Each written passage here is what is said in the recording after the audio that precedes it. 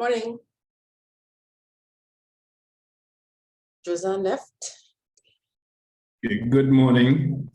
Good morning, everyone. Good morning to the audience, virtual audience, whether in Trinidad and Tobago, in other parts of the region, or internationally.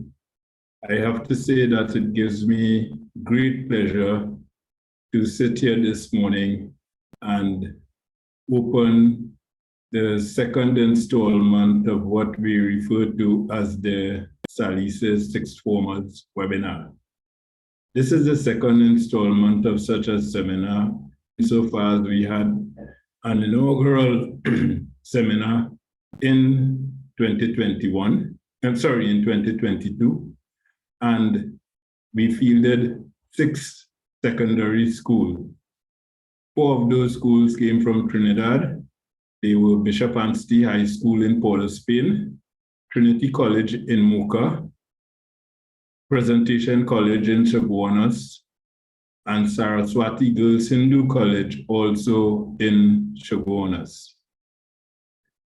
From Tobago, we fielded Bishop's High School, and from St. Lucia, we fielded the Sir Arthur Lewis Community College. We were so impressed with the presentations of those students in the first installment that we decided we would have a second go at it. And as you will see today, we have 6 schools again. And the 6 schools, we always ensure that we have a representative from Tobago among the schools. And this year, the Tobago is represented by Goodwood Secondary School. We also tried to obtain participation by a school from the CARICOM region, and this year, the school representing the CARICOM region is Queen's College in Guyana. From Trinidad, we have Astra Boys College, Astra Girls College, Naparima College, and Bishop Anstey Trinity College East. So those are the 6 schools we have. And we are indeed proud to know that we can introduce the next generation of professionals and thinkers, commentators, activists, what have you. We are pleased to know that we can introduce them to the life and scholarly works of Sir Arthur Lewis. So it is a great pleasure that I open today's proceedings and welcome all of the students, their respective teachers, and of course express tremendous thanks to the principal of the schools and of course the administration that would have been responsible for making today's participation of the schools possible. So without going any further and welcoming everyone to this very auspicious occasion, I'd like to begin the proceedings of today's event and invite our first speaker, who will be the Dean of the Faculty of Social Sciences on the St. Augustine campus of the University of the West Indies, Dr. Akola Lewis Cameron. So I open the floor to permit Dr. Lewis Cameron to make her salutary remarks. Thank you very much, Dr. St. Bernard. And let me take the opportunity to warmly welcome all of you to this morning's session. Let me welcome my colleagues from the Faculty of Social Sciences, as well as other stakeholders who are taking part this morning, and a special welcome to the students who have taken on the challenge to present here this morning. I bring greetings on behalf of the Faculty of Social Sciences as we commemorate the life and scholarly work of Sir Arthur Lewis. There is immense value in remembering and reflecting on the contributions of those who have gone before us and made significant contributions to our progress as a region. So when Winston Churchill said, "The farther backward you can look, the farther forward you are likely to see.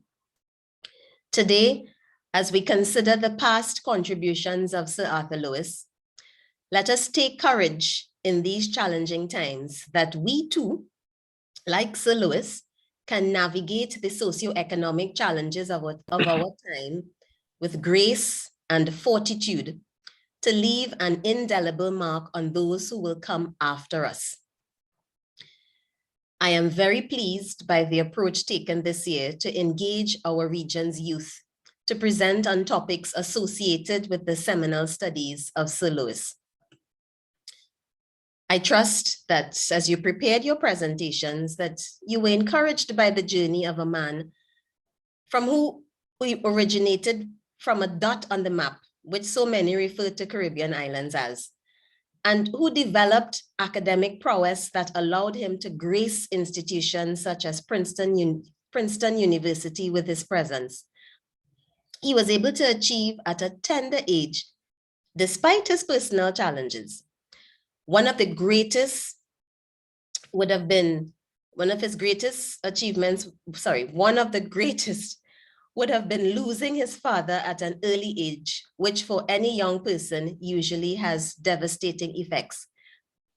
Additionally, as he ventured abroad to develop himself, he was also able to push past the stigmas of the day attributed to his nationality and race and achieve world-renowned accolades.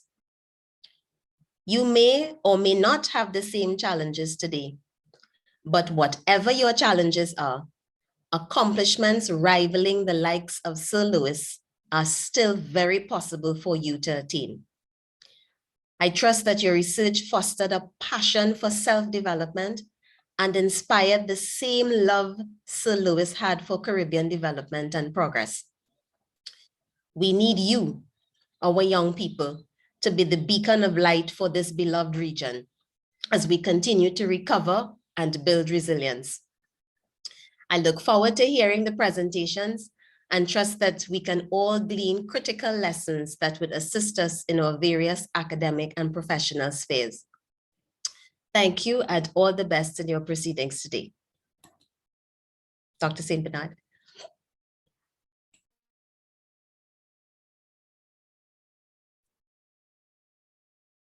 Thank you, Dr. Lewis Cameron, for your introductory remarks and bringing greetings on behalf of the Faculty of Social Sciences on the University of the West Indies campus in St. Augustine. They were well received. Next on the agenda are remarks from Professor Don Marshall, who is the Director of SALISES on the Cave Hill campus of the University of the West Indies. The Cave Hill campus is in Barbados. And of course, Professor Marshall is also is expected to bring remarks based on the fact that he is the University Director of SALISES. If you understand, SALISES, the Sir Arthur Lewis Institute of Social and Economic Studies, is based on all three of the original campuses of the University of the West Indies, Mona, Cave Hill, and St. Augustine. And Professor Marshall is overall in charge of all three SALISES units on the three original campuses. Unfortunately, however, Professor Marshall has had other commitments in a very busy schedule, and he is unable to join us. So I shall do the honors on his part, and I shall say a few things consistent with what he would have said. And I shall begin. Basically, the Sir Arthur Lewis Institute of Social and Economic Studies, SALISES, is based on three campuses of the University of the West Indies. The institute is located on the Cave Hill campus in Barbados, the Mona campus in Jamaica, and the St. Augustine campus in St. Augustine, Trinidad. Of course, given the name of the institute, it is expected that on the anniversary of Sir Arthur Lewis's birth, that the institute will hold of events to honor his memory. And at the centennial year of his birth, we actually hosted our annual conference in the island of his birth, St. Lucia. As you all are aware, Sir Arthur Lewis was the Nobel Laureate in economics in 1979. And we take great pride in working for an institution that bears his name. And in keeping with honoring his memory, on an annual basis, we host a series of events to commemorate his work and his life. In fact, on February the 1st, SALISES will be hosting a keynote address by Professor Delisle Worrell, who at one time was in charge of was the president of the Central Bank of Barbados. So we shall share in today's proceedings a bit about that particular event that will be held on February the 1st. I think if my memory serves me right, it's around 6 p.m. in the afternoon, but I'll share the details with all in attendance. We also host a special day when SALISES staff delivers research that is done by all members of the SALISES academic fraternity. And that conference usually features all of the scholars and academics in SALISES presenting their works on development studies. As you are aware, SALISES is an institute that champions development studies. We undertake scholarly research that redound to the interests of those who engage in supporting development agendas and participating in activities that are akin to planning for sustainable development in the Caribbean region and even beyond. So we actually champion in many ways the wide and varied interests that were characteristic of the life and scholarly works of Sir Arthur Lewis. Sir Arthur Lewis's scholarly contribution traversed a wide array of issues. His interests included education, labor in the British West Indies, industrialization in the British West Indies, dual economies, regional integration, race and ethnicity, governance issues, development planning, among others. And if you look at the resume of SALISES scholars and SALISES staff, you will see that our research interests cover all of those areas. SALISES continues to host a number of events. Just yesterday, we hosted, and when I say we, I'm talking specifically about the SALISES unit on the St. Augustine campus of the University of the West Indies. Just yesterday, SALISES hosted its 15th virtual SALISES forum, which focused on the issue of the carnival celebrations that are taking place in Trinidad and Tobago. Of course, we have touched on a number of other issues, including crime and violence, food security, low carbon economies. We have examined budget speeches in Trinidad and Tobago. We have looked at national statistical offices and the infrastructural frameworks that facilitate development, and the list goes on. We have examined issues of education and in the context of the COVID COVID-19 pandemic. And we have looked at issues of international migration and how it has impacted the region and so on. We have also hosted a number of lectures by specially invited scholars. And here on the St. Augustine campus, we have also hosted lectures by our own scholars who have been part of what we refer to as the Spotlight Initiative and who have spoken principally about their research and the impact of their research on development processes in the Caribbean region and beyond.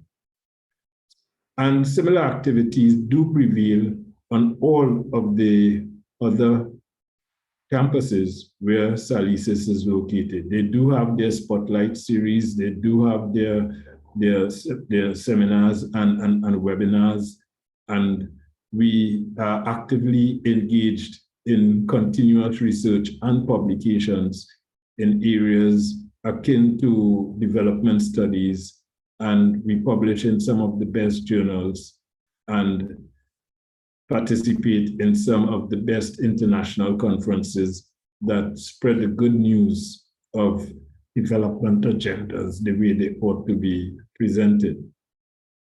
In addition to our research, we offer degree programs that lead to PhDs, MPhils and PhDs in development studies, specializing in themes such as governance, public policy, economic development policy, and social development policy. And we also offer 2 master's degrees, a master's in development studies, which is orchestrated out of the Mona campus, and a master's degree in development statistics, which is orchestrated out of the St. Augustine campus. And our staff members continue to sit on a number of advisory boards, government cabinet appointed committees, technical committees with regional and international organizations, just to name a few.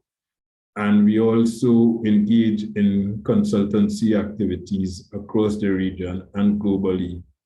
So I can tell you that, SALISES is alive and well and always willing to add its voice to supporting development agendas in the Caribbean region.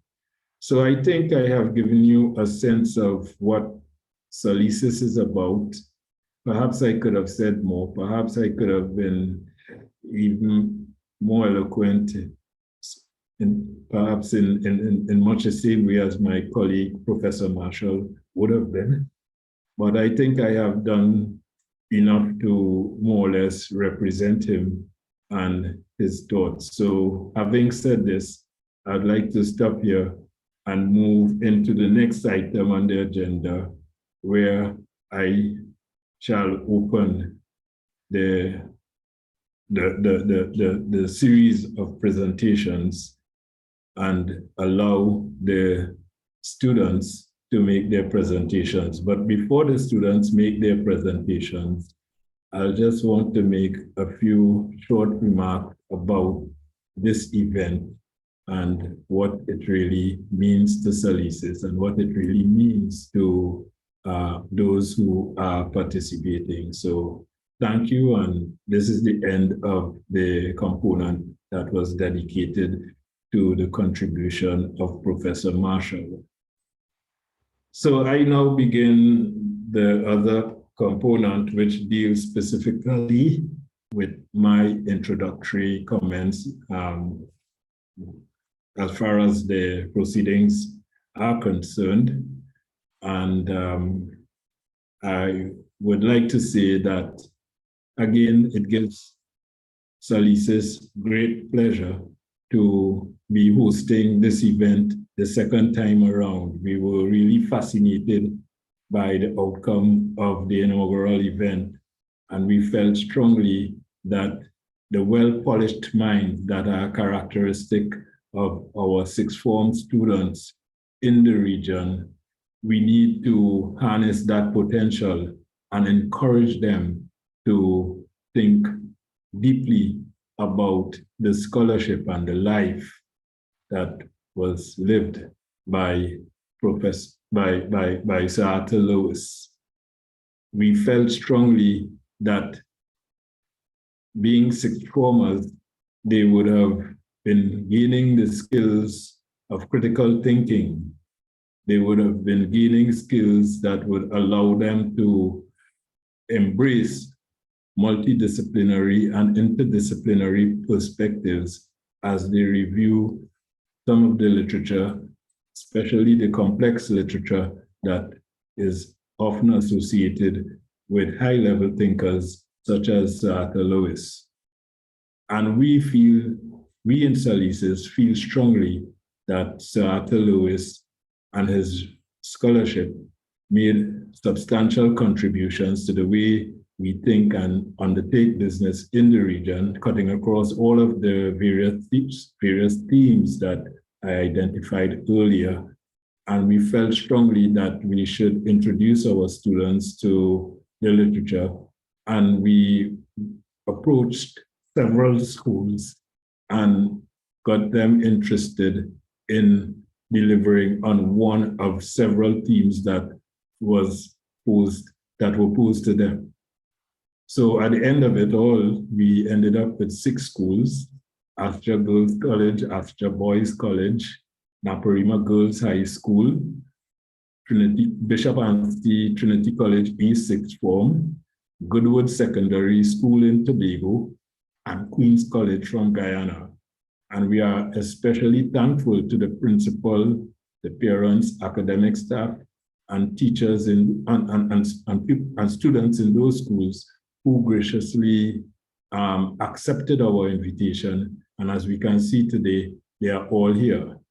Last year, as I said, 6 schools participated, and those schools, having delivered such excellent presentations, those schools were rewarded and received a plaque from SALISES. Each of those schools received a plaque from SALISES commemorating their participation in the event, and the students, principal, and teachers who orchestrated the effort were all rewarded with certificates of participation and different forms of memorabilia from the university.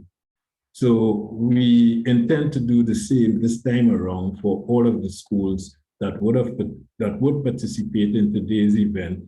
And we feel strongly that what happens here today, and of course what happened last year, we do have last year's coverage on our website, and we made it a point to share that coverage with all of the schools that participated, including other schools in Trinidad and Tobago, and to some extent schools in the other Caribbean countries.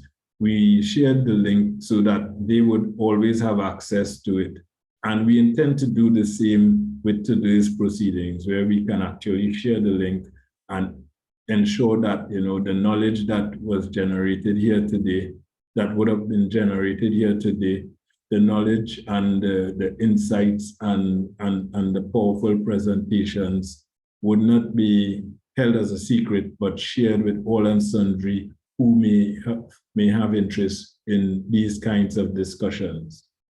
And to support the effort and the outstanding work that would have been done by the students who will present today, we do have 4 commentators who will make their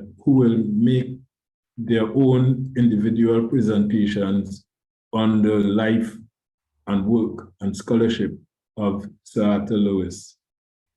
These commentators include Dr. Clarence Henry, who is an economist out of the OECS in St. Lucia, Dr. Talia Isnad, who is a lecturer, senior lecturer in the Faculty of Social Sciences, the Department of Behavioral Sciences. She's also from St. Lucia, and she will also deliver a presentation as one of the commentators. Dr. Hyacinth Blake, who is presently the Director of Aging in the Ministry of Social Development and Family Services in Trinidad and Tobago. She's a sociologist and development thinker, and she also will make a presentation. Of course, Dr. Isnad is also a sociologist and development thinker. And then we have the veteran, Dr. Ralph Henry, who is the lead researcher at Kyrie Consultants Limited, former head of Department of Economics in the University of the West Indies, St. Augustine, and a lead scholar and practitioner in the arena of development studies and development planning in the Caribbean region, has been responsible for lots of this work done on living standards measurement surveys and living standards, generally speaking, in the Caribbean region. And Dr. Henry is yet another presenter. He's an economist, and I would think, you know, our event today is really in good hands. The hands of our youthful presenters from the 6 schools, along with their teachers and other key mentors, and certainly in the hands of our capable commentators who will bring their perspectives to bear upon the proceedings today. And also, in many ways, I suspect they may also respond favorably to some of the presentations that will be presented by the school children. So having said all of this, and you know, I just want to make 2 more quick remarks. One has to do with the fact that in delivering our plaques last year, we were informed that in the CAPE examination last year, there was actually a question on the life, work, and scholarship of Sir Arthur Lewis. I don't know if our event sparked that move, but I think the schools we visited were extremely happy that they had the opportunity to do some research on the life and work of Sir Arthur Lewis. And this is exactly what we wished for when we embarked on this, because we felt, just as, you know, the students of economics who read about John Maynard Keynes and David Ricardo and Adam Smith and all of the other big name economists on the international scene, whether classical theorists or contemporary theorists on the international scene, or the sociologists who would read about classical sociological thought of Weber, Marx, and Durkheim, and more contemporary thinkers, Robert Merton, and among others. We feel that in this day and age, we have to champion the cause of and the scholarship of our own scholars. And we feel the likes of C.L.R. James and Sir Arthur Lewis, among others, are worthy of inclusion in that pantheon of glory at the international level in terms of scholarly enterprise and what it meant for the way we think. We have among us a set of students who will be the who will eventually assume roles as activists, professionals, scholars, goodwill ambassadors, what have you, whatever it takes, right? These young minds who will be that will present their papers today, they will be actors come 2030s, 2040s, 2050s, 2060s, 2070s. More than 100 years after Sir Arthur Lewis would have made his pronouncements, but we want them to be aware of what was done, how it was done, what was not done, why it was not done, how it could be done, and what,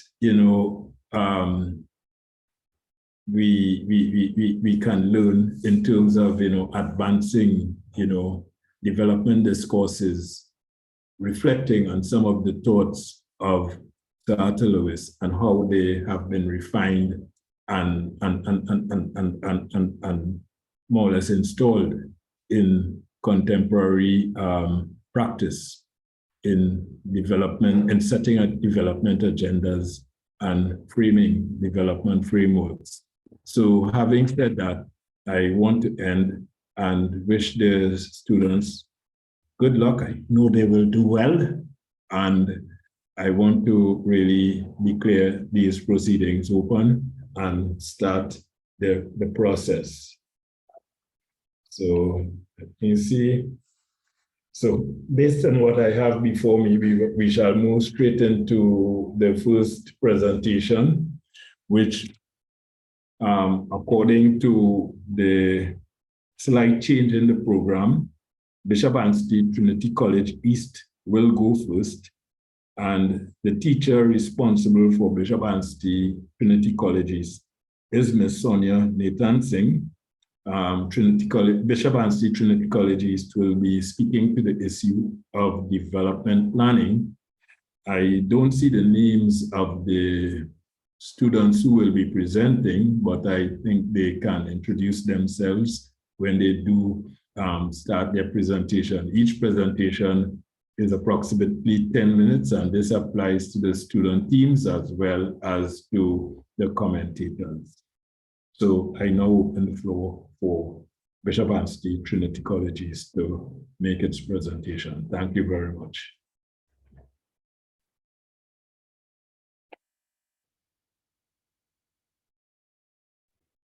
Good morning, everyone. Good morning. My name is Giovanni Alvarez. And my name is Samaya Salvon. And today we'll be presenting on Sir Arthur Lewis, specifically his model of industrialization by invitation and how it relates to development in the Caribbean. Our presentation will focus on the Caribbean, but specifically two countries, Trinidad and Tobago and Puerto Rico.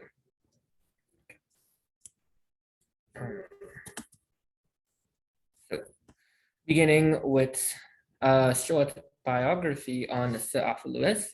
So looking back at his life and accomplishments. So Sir Arthur Lewis is arguably one of the greatest contributors to the Caribbean economic theory. Sorry, one second. Among a plethora of other major contributions to the region. The St. Lucian-born 1979 Nobel Prize winner for economics, he constructed an innovative model relating to underdevelopment in the Caribbean. More specifically, Lewis's model, or as it is more popularly known by industrialization by invitation, it sought to find solutions to underdevelopment by providing incentives to attract overseas investments, which would in turn boost the economies within the region. Known globally for his work and impact on Caribbean economies and industries, Lewis's theory continues to permeate discussion even beyond his death. In this presentation, we will take a look at his theory of industrialization by invitation as it pertains to the state, applicability, and relevance. Relevance in explaining development in the Caribbean. So just to look at the contemporary concept of development. So development right now would encompass the enlargement of people's choices according to the United Nations Development Program.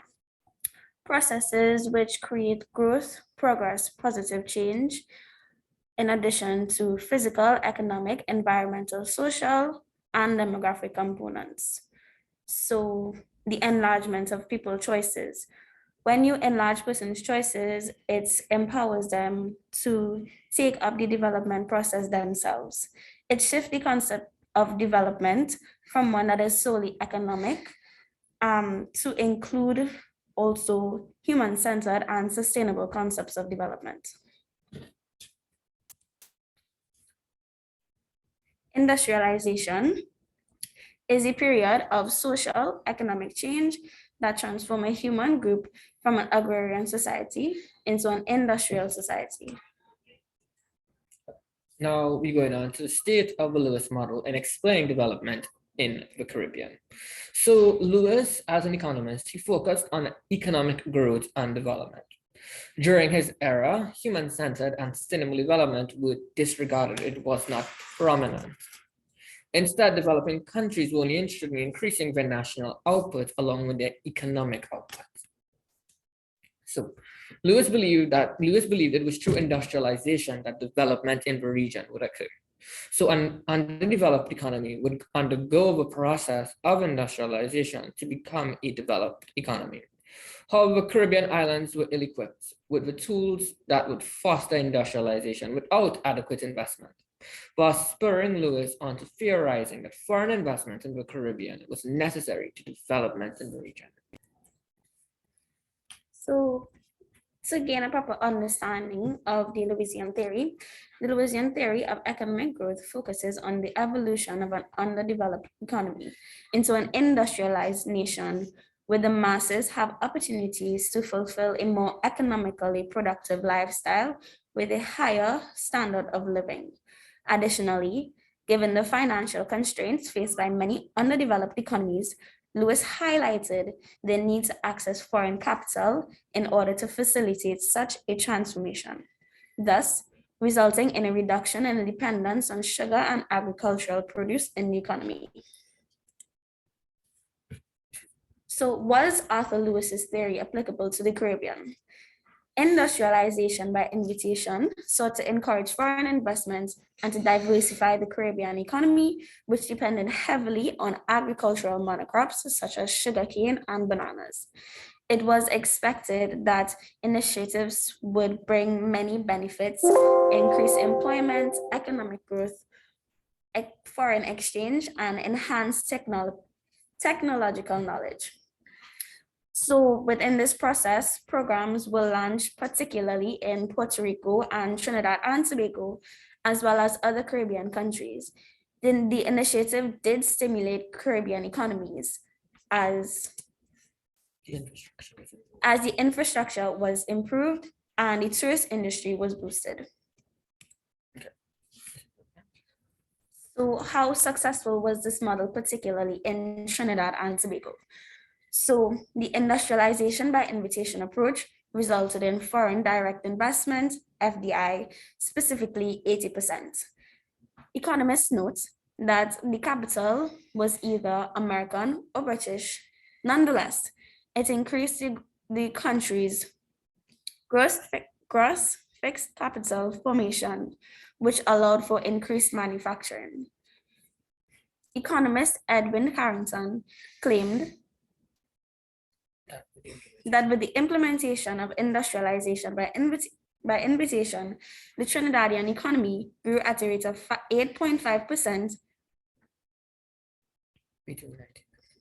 between 1951 and 1961. Economists Boho and Stout presented a view that the Lewis model was particularly influential in developing manufacturing and the energy sector of Trinidad and Tobago, which influenced a rise in standard of living. Now, focusing on Puerto Rico, their vision was Operation Bootstrap. And some historical context here. Operation Bootstrap, it predated industrialization by invitation by approximately 10 to 20 years, as this one was implemented in 1947. However, both theories were linked as both countries sought to take aspects from both in order to develop their own countries. Okay. And at the top right, it's a recent scholars, and in fact, the UN have claimed that Lewis was in fact influenced by the success of Operation Bootstrap. Okay. The intention of Operation Bootstrap was to create economic self-reliance by attracting foreign seed capital to start new industries using local inputs such as labor, which would absorb the transfer of knowledge and technology. And that seed capital mostly came from the United States. Moving on, Puerto Rico has achieved significant income levels and an economic structure based on manufacturing and services rather than on agriculture, as a result of its incentive structure and special relationship with the United States. As a result, this experience is similar to that of other Caribbean countries that pursued a similar industrialization strategy. Okay, now we'll move on to the relevance of his model, and this would contribute to its limitations. Now, before we even get into that, we would like to gain an understanding of the concepts of de jure and de facto, which are two historical concepts. De jure is Latin for in theory, while de facto means in fact. So while there were benefits of his theory, the Lewis model had indisputable shortcomings. In essence, de jure, or in theory, his model was effective, but de facto, in fact, it was ineffective. Okay, all the limitations. Theories are merely abstract ideas, and when put in practice, oftentimes there are gaps. Arguably, Lewis could not foresee the impracticality of his theory. Nonetheless, this was proven in attempts to enforce Lewis's ideas throughout the region. So, the actual pitfalls and the practicality of his theory, and these were scholarly finds. In essence, the criticism challenged the basic principles of the Lewis industrialization framework for transmitting growth to underdeveloped economies. The New World Economists, which was a group, it identified a number of pitfalls relating to the experiences of industrialization in the Caribbean and also in other underdeveloped regions. They argued that job creation was limited because MNCs, multinational corporations, used capital-intensive techniques, meaning that they employed more capital relative to labor, so their capital to output labor ratio was low, and they did not reinvest their profits locally, and they did not share their technology with locals. So even though there was supposed to be a spread of entrepreneurial and technology skills, it was limited. No, industrialization by invitation was not sustainable because they relied too much on foreign companies who were not committed to sharing skills and expertise locally. And that quote is from Dr. Jennifer Muhammad. So Lewis's concept of development versus contemporary concepts of development. As previously mentioned, Lewis's model primarily focused on economic development, which was the traditional perspective of development from the 1940s to the 1960s. However, scholars noticed a shift on evolution in the views attached to development following the 1960s. Development is now not only seen in economic terms, but also currently incorporates social and sustainable parameters. Therefore, it is now understood that economic growth does not necessarily lead to an increase in the quality of life for populations in modern society. So economic growth does not equal quality of life. Improve. How Lewis's concept of development limited his model. Lewis's model failed to address contemporary ideas of development, as these concepts were only developed after the completion of Lewis's model. Therefore, it would be lackadaisical to assume that his model would develop the Caribbean socially and sustainably. Thus, another limitation of his model. Okay, and now just a conclusion, which would provide a final analysis of the Lewis model. So Sir Arthur Lewis, he presented his model of development, which was useful in explaining or providing a blueprint for development throughout the Caribbean region, one which all the other countries of the region could follow. However, his model could not stand the test of time, and there were issues which affected its success. Nonetheless, one cannot be remiss of the fact that Sir Arthur Lewis produced seminal work with regards to development theory. And that is the end of our presentation, and we'd like to thank everybody for listening.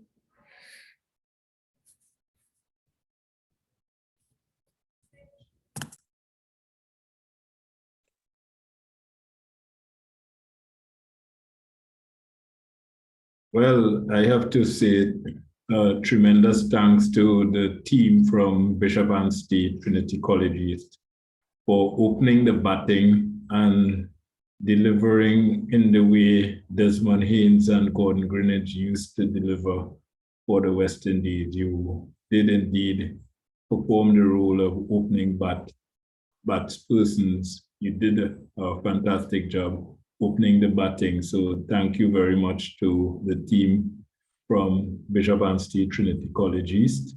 And I also want to acknowledge, quite apart from Ms. Sonia Nathan Singh, I also wish to identify Mr. Brian A. David as a teacher from Bishop Anstey Trinity College East who would have supported this effort. So having heard from our first set of batspersons, we move straight on to Astor Boys College, San Fernando. And Astor Boys College will be speaking to the issue of education. The team consists of Joy Sicharan, Varun Patel, and Michelle Husband. I hope I got his name correctly. And the teacher overseeing the presentation and supporting the work that has been done by these three gentlemen, she is Miss Ida Mohammed. So I now open the floor to Astor Boys College for its presentation. Astor Boys College, the floor is yours. Hi, we had switched with Bishop, so I think we are going forth. Oh, you had switched with bishops. Yeah, yes, we are going forth. Okay, well, I will move straight on to Astor Girls College. That is also going to be presenting on education. And the team consists of Ms. Kaylee Ali Mohammed, Ms. Shalise Jai Prasad, and Ms. Shivani Narayan Singh. And the teacher overseeing the preparation and the presentation that you will hear, she is Ms. Nadine Rampal. So they will speak on the issue of education as well. And I want to invite Astor Girls College to begin their presentation. Astor Girls, the floor is yours. Good morning. My name is Shalise Jai Prasad, and today I will be doing a presentation with my colleagues Shivani Narayan Singh and Kaylee Ali Mohammed, based on Team 8, Sir Arthur Lewis's contribution to economics. Who is Sir William Arthur Lewis? Sir William Arthur Lewis, a Nobel Prize winner, is a St. Lucian economist who gave many contributions towards the development of economics. He was born on January 23, 1915, and both his parents were immigrants from Antigua. They were also both school teachers. Sir Arthur was a very gifted child. Even though he faced the challenge of illness, he finished school at the mere age of 14 years old. He attended the London School of Economics through a scholarship and graduated with first-class honors in 1937. He earned a PhD in industrial economics there in 1940. While waiting to take his university entrance assessment, he worked as a clerk. Sir Arthur Lewis also became close friends with Sir Eric Williams, the first Prime Minister of Trinidad and Tobago during this time period. The impact of the Great Depression on the West Indies was a formative influence on Sir Arthur Lewis. Places in which Sir Arthur Lewis worked. In 1938 to 1948, he worked as the first Black faculty member at the London School of Economics. From 1948 to 1957, he worked as the first Black lecturer at the University of Manchester. In 1959 to 1963, he was the head of the Department of Economics of the University of the West Indies. In 1963 to 1983, he worked as the first Black person to become a full-time professor at Princeton University. In 1971, he returned to the Caribbean to set up the Caribbean Development Bank, where he was the president. And in 1983, he was retired. The Lewis model. The Lewis model, also known as the dual sector model, was set out in his publication of Economic Development with Unlimited Supplies in Labor in 1954. The Lewis model seeks to provide the framework for understanding how the relatively poor countries can develop economically. This theory assumes that all poor countries share the similar characteristic, which is that their economies tend to consist of a lot of subsistence sectors in which the supply of labor is very large and the amount of capital which is invested per worker is low. The Lewis model creates a pathway where a developing country can foster the growth of a new capitalist sector, which will then employ a growing share of labor, which is available from the subsistence sector, which in turn causes the overall economy to grow. The model isn't perfectly applicable in all situations. However, it has been widely praised and used in many economists' interest to learn how developing countries can escape poverty and produce wealth. Lewis focused on organizational dualism and much less explicitly on product dualism. The point in which the excess labor in the subsistence sector is fully absorbed into the modern sector and where further capital accumulated begins to increase wages, this is known as the Lewisian turning point. Lewis focused on organizational dualism and much less explicitly on product dualism. The Lewis model also served as an argument for government-led industrialization programs during the 1950s and the 1960s. However, Lewis argued in his favor throughout the association with the United Nations. Sir Arthur Lewis advanced the case for industrialization by showcasing the comparative advantage for labor surplus countries in its manufacturing activity. Sir Arthur Lewis wrote a paper entitled Economic Development with Unlimited Supplies of Labor at the Manchester School, which has since become one of the most frequently cited writers by modern society. The paper's main idea was the concept of dual economics. Small urban industrialized sectors of economic activities surrounded by a large rural traditional sector, much like a tiny particle, is mostly in a vast ocean. One of the main points of the article was that due to disguised unemployment in agriculture, there is a practically limitless supply of labor and availability of industrialization. At least in early stages of development, and the labor in dual economies is available to the urban industrialized sector at a constant wage determined by minimum levels of existence in a traditional family farming. Additionally, because of the quick rates of population expansion, it is possible to estimate the total amount of capital needed to sustain or increase their per capita incomes. The shift of labor resources from the agricultural sector, where they add little to no production, to the more advanced industrial sector, where they create a surplus that may be exploited for future growth and development. It is the essence of the development process in such an economy. Sir Arthur Lewis published work. Below is a list of some of Sir Arthur Lewis's most famous published work. So the first one is Economic Survey, which was from 1918 to 1939. Principle of Economic Planning, 1949. Theory of Economic Growth, 1955. Development Planning, 1966. And The Agony of the Eight, 1965. Honors of Sir Arthur Lewis. Her Majesty the Queen knighted Arthur Lewis in 1963 in recognition of his contributions to economics. He also received the Nobel Prize for Economics in 1979 for groundbreaking studies on economic development.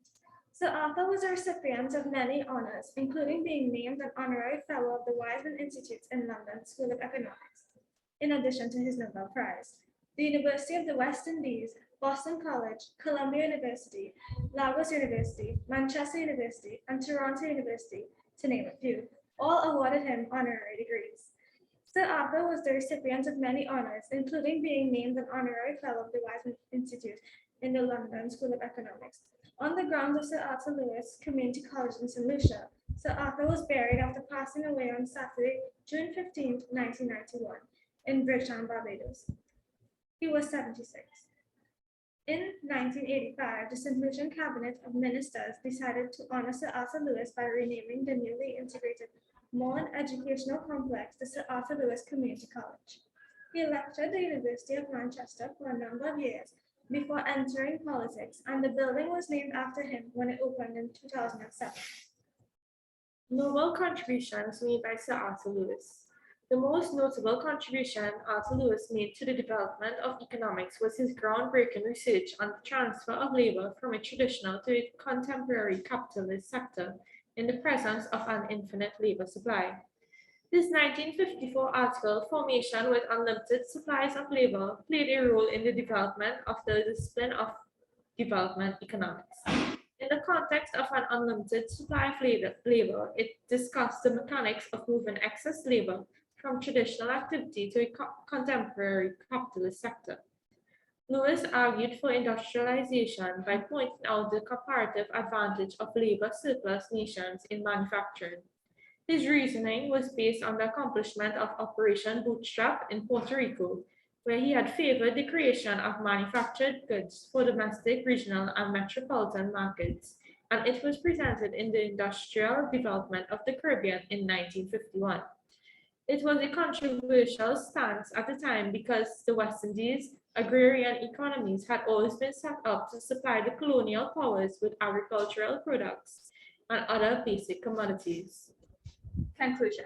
So Arthur Lewis was essentially a macroeconomist who was passionate in neglected modern subjects like the history of thought and economic history. His Wexel and Janeway lectures demonstrate that he consistently opted for a general equilibrium approach, both when working within a domestic two-sector environment and when considering how the typical developing country interacts with the global economy, 1969 and 1977. His concept of dualism, particularly that centered on the labor market dimension, rural and urban, continues to provide a theoretically sound, factually significant, and practically helpful framework for addressing certain crucial real-world development concepts. Thank you.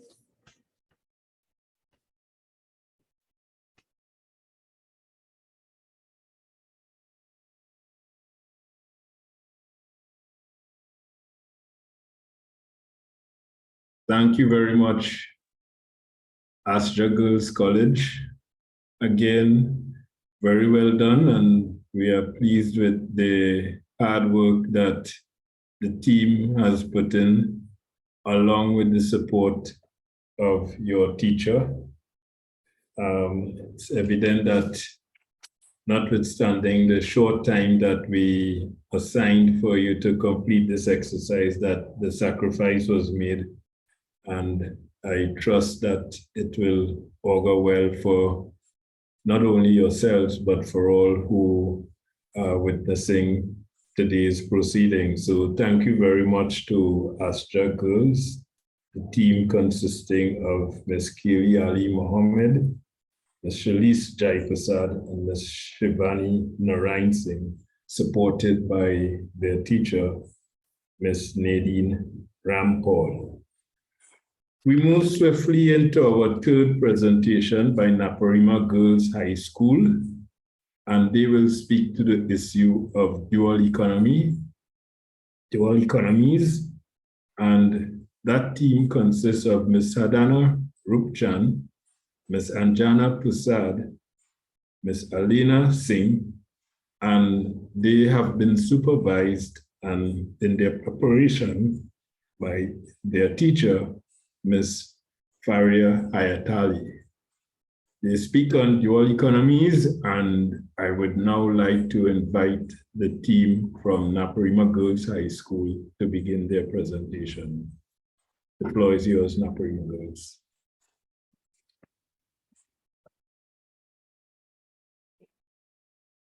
Hi, sir. Good evening. Good morning. My mistake.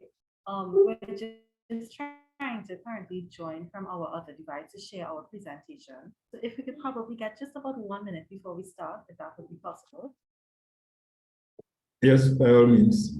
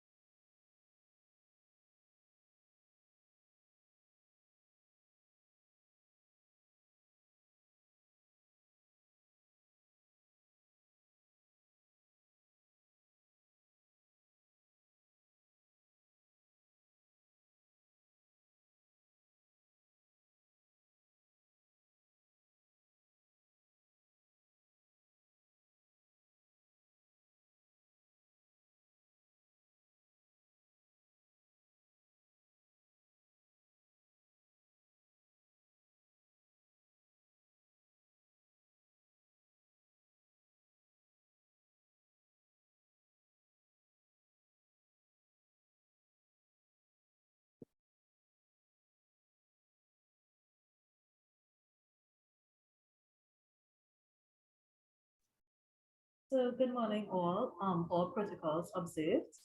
My name is Elena Singh. I'm Sadhana Chan. And I'm Anjana Prasad.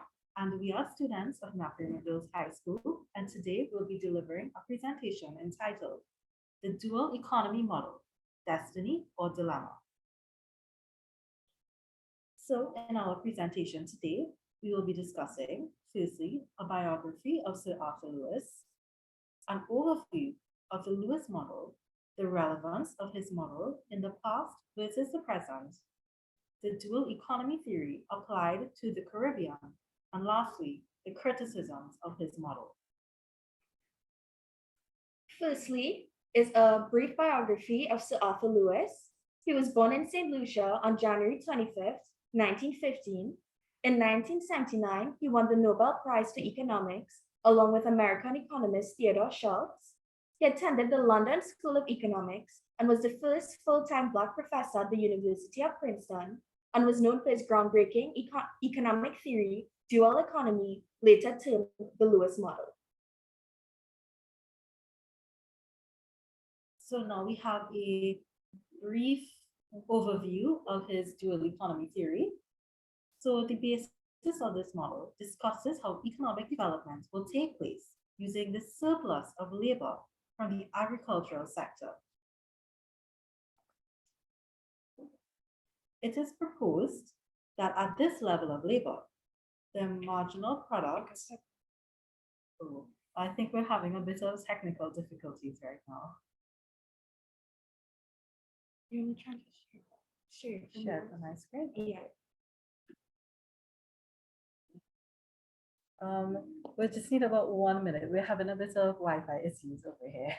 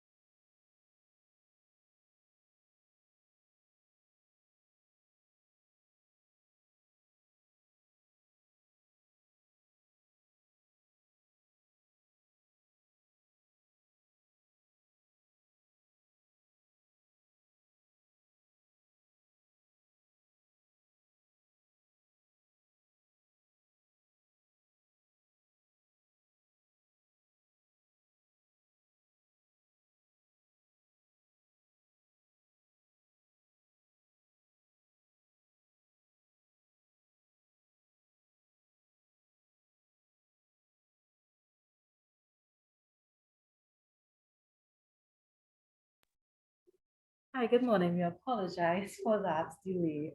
Is it possible if you guys could give us some feedback on whether you can see the screen now?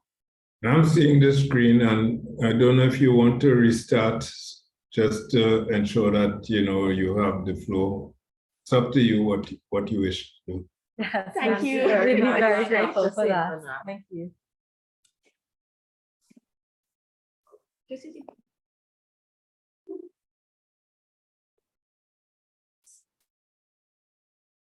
Okay, so take a deep breath. Just to reiterate, today we'll be presenting the dual economy model, destiny or dilemma. So in our PowerPoint today, we'll be discussing the following points: a biography of Sir Arthur Lewis, an overview of the Lewis model, the relevance of his model in the past versus the present, the dual economy theory applied to the Caribbean, and lastly, the criticisms of his model. Firstly, a brief biography of Sir Arthur Lewis. Sir Arthur Lewis was born in St. Lucia on January 25, 1915. In 1979, he won the Nobel Prize for Economics with American economist Theodore Schultz. He attended the London School of Economics and was the first full-time Black professor at the University of Princeton, and was known for his groundbreaking economic theory, dual economy, later termed the Lewis model.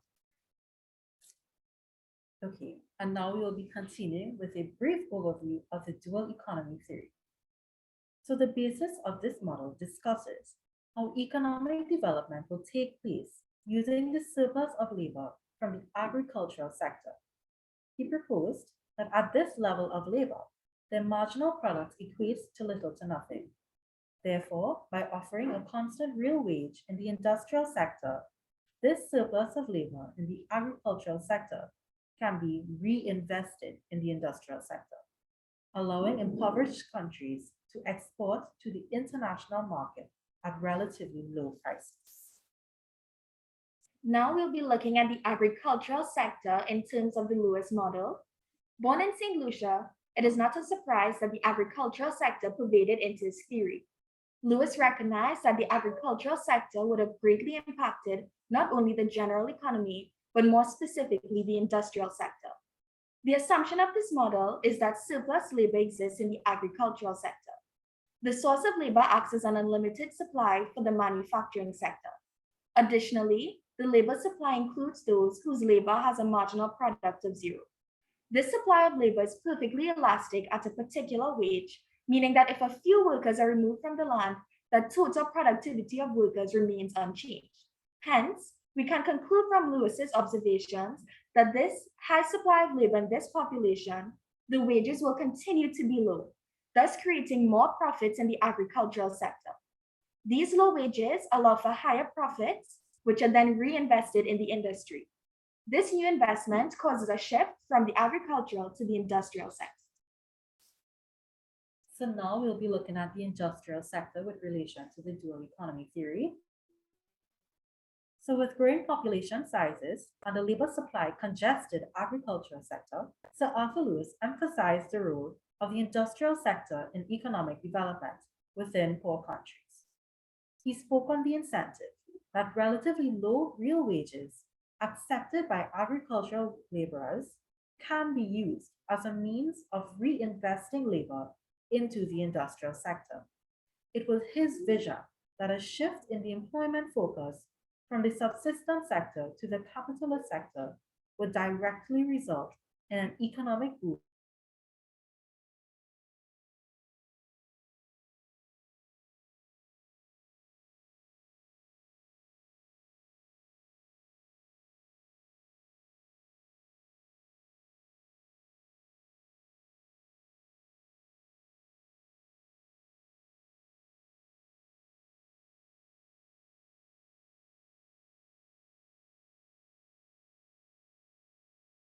characterize Operation Bootstrap in Puerto Rico as a paradigm that encompasses unique political economic factors.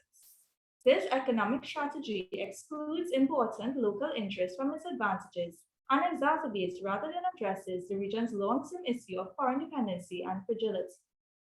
Operation Bootstrap commenced in 1941 when U.S. tax law revisions granted firms multi-year tax exemption on any net revenue generated on the island. From basic products on agricultural civilization to manufactured products on industrial economy, Puerto Rico's exports increased exponentially. However, Puerto Rico's industrial growth includes the fact that since Operation Bootstrap, real per capita income has not increased in comparison to that of the American mainland. So now we will be looking at the dual economy theory and Trinidad and Tobago as a case study. So it cannot be denied that despite Lewis's acclaim as an economic visionary of his time, it is imperative to note that the composition of Trinidad's economy has shifted away from its heavy reliance on the agricultural sector as their main source of export. As a consequence of this, among various other factors, there has been an evident decline in the labor force participation rate within the subsistence sector. However, an analysis of the dual economy theory reveals that in order for economic development to occur, it is paramount that a condition which must be assumed is a surplus of labor available within the agricultural sector, a specification currently not being achieved by Trinidad and Tobago. It is paramount that a condition which must be assumed, as we mentioned before, being that surplus of labor available, is not explicitly the case in Trinidad and Tobago. This issue arises that persons' lack of interest to be employed and invested in the agricultural sector, which raises the question as to whether Lewis's model is relevant to the context of this country. Furthermore, in similar fashion, a dissection of Trinidad's manufacturing sector reveals its incompatibility in conforming to the dual economy theory. The hypothesis assumes that the industrial sector holds spare labor capacity, and sufficient room for employing greater human capital. Lewis overestimated the capitalist industry in countries such as Trinidad is unable to provide mass employment, as now human labor is being substituted for machinery and technology.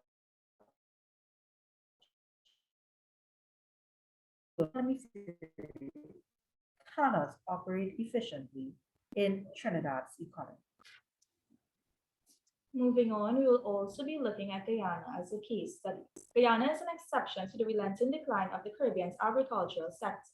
Agriculture is Guyana's largest export earner and employs over 17% of the workforce.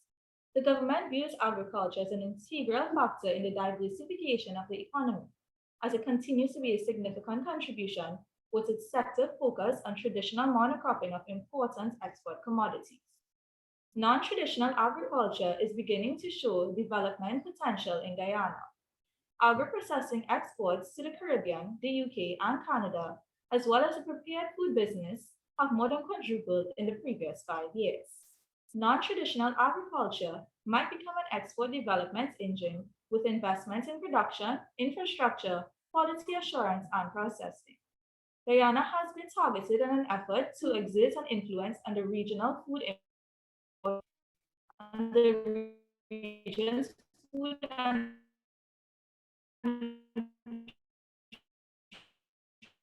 nutrition security.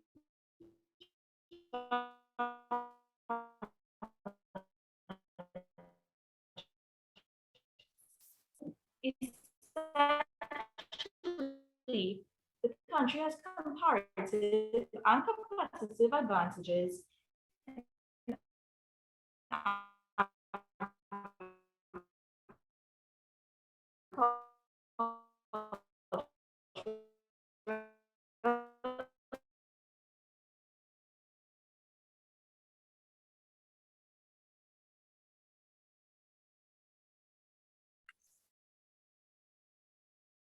Hello.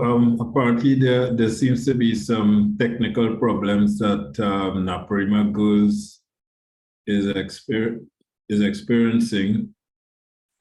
It's unfortunate. We got a bit of their presentation, but I suspect we will have to have them provide us with the benefit of the PowerPoint presentation, and I guess we may have to move on to another school. Sure, if we're online now. Hello? Are we online now by chance? Is this coming from Naparima? Hello? Hello?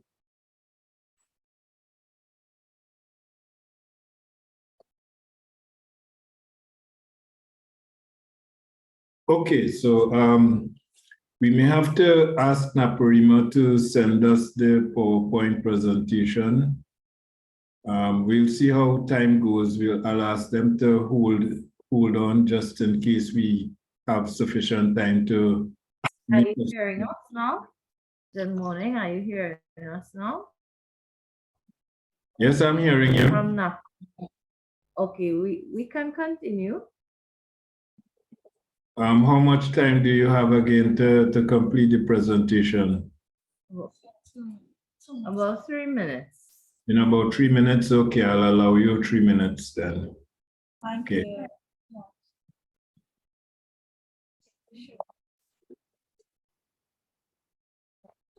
Okay. So we are at capitalism right now. Okay. The Lewis model emulates that the rate of labor moves from the agrarian to the industrial sector. The movement of labor to the industrial sector meant that economic growth would take place and jobs would be created. Historically, many firms would gain their profits from the labor of a large, cheap supply of labor. However, as developing countries become involved with the worldwide economy, many firms recognize that cheap labor-saving machinery can cut production costs, hence increasing profit margins. So although in theory, profits can increase labor supply and employment for an industry, capitalists prefer to invest their money into labor-saving technologies rather than labor itself. These machines work more efficiently than manual labor, and their total production will increase. Moving on, we have wealth inequality as a criticism. An economic boom does not necessarily result in an increased standard of living for that country's citizens. To make this a reality, effective investment through planned policies has to be implemented. The standard of living is determined by basic material elements such as income, GDP, life expectancy, and economic opportunity. GDP was not created to give citizens welfare or well-being. It is past time to recognize GDP's limits and broaden our definition of progress to include well-being. The dualistic theoretical nexus remains helpful as it includes the link between growth and income distribution, the determination of domestic intersectoral terms of trade, the selection of technology, and the direction of technological progress. Yet, the theory fails to highlight the policies which must be implemented to increase a country's standard of living. These include employment, economic opportunities, political opportunities, education, health, and medical care. Now we have a noteworthy quote from Sir Arthur Lewis in which he stated, "The fundamental cure for poverty is not money, but knowledge." So lastly, we would just like to thank you for your time.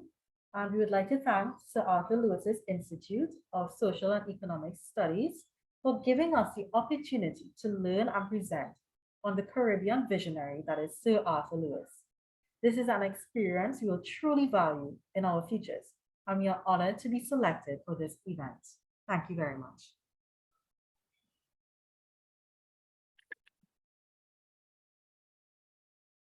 Thank you very much, Naparima Girls High School, and we applaud you for the courage you have displayed, notwithstanding the technical challenges you encountered in making your presentation.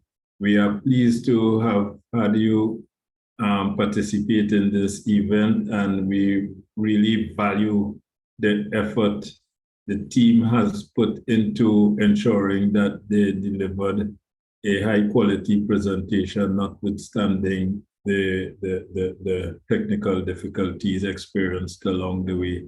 So kudos to you for the effort for the presentation. I trust that we will have access to the PowerPoint presentation that you made so we can display it and everyone can get the gist of what you attempted to do. And you did well nonetheless. So thank you very much for your intervention in ensuring the success of today's proceedings.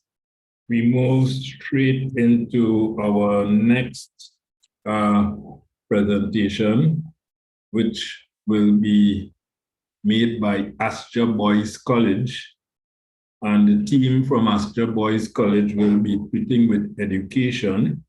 And that team consists of Joey Sicharan, Varun Patel, and Michelle Husband. Those are the three students who constitute the team.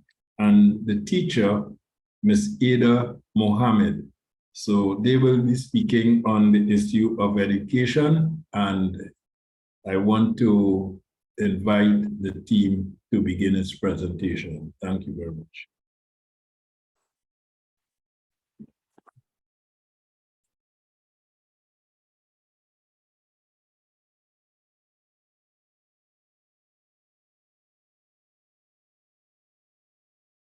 Panelists, especially invited guests, and fellow students, a hearty good morning.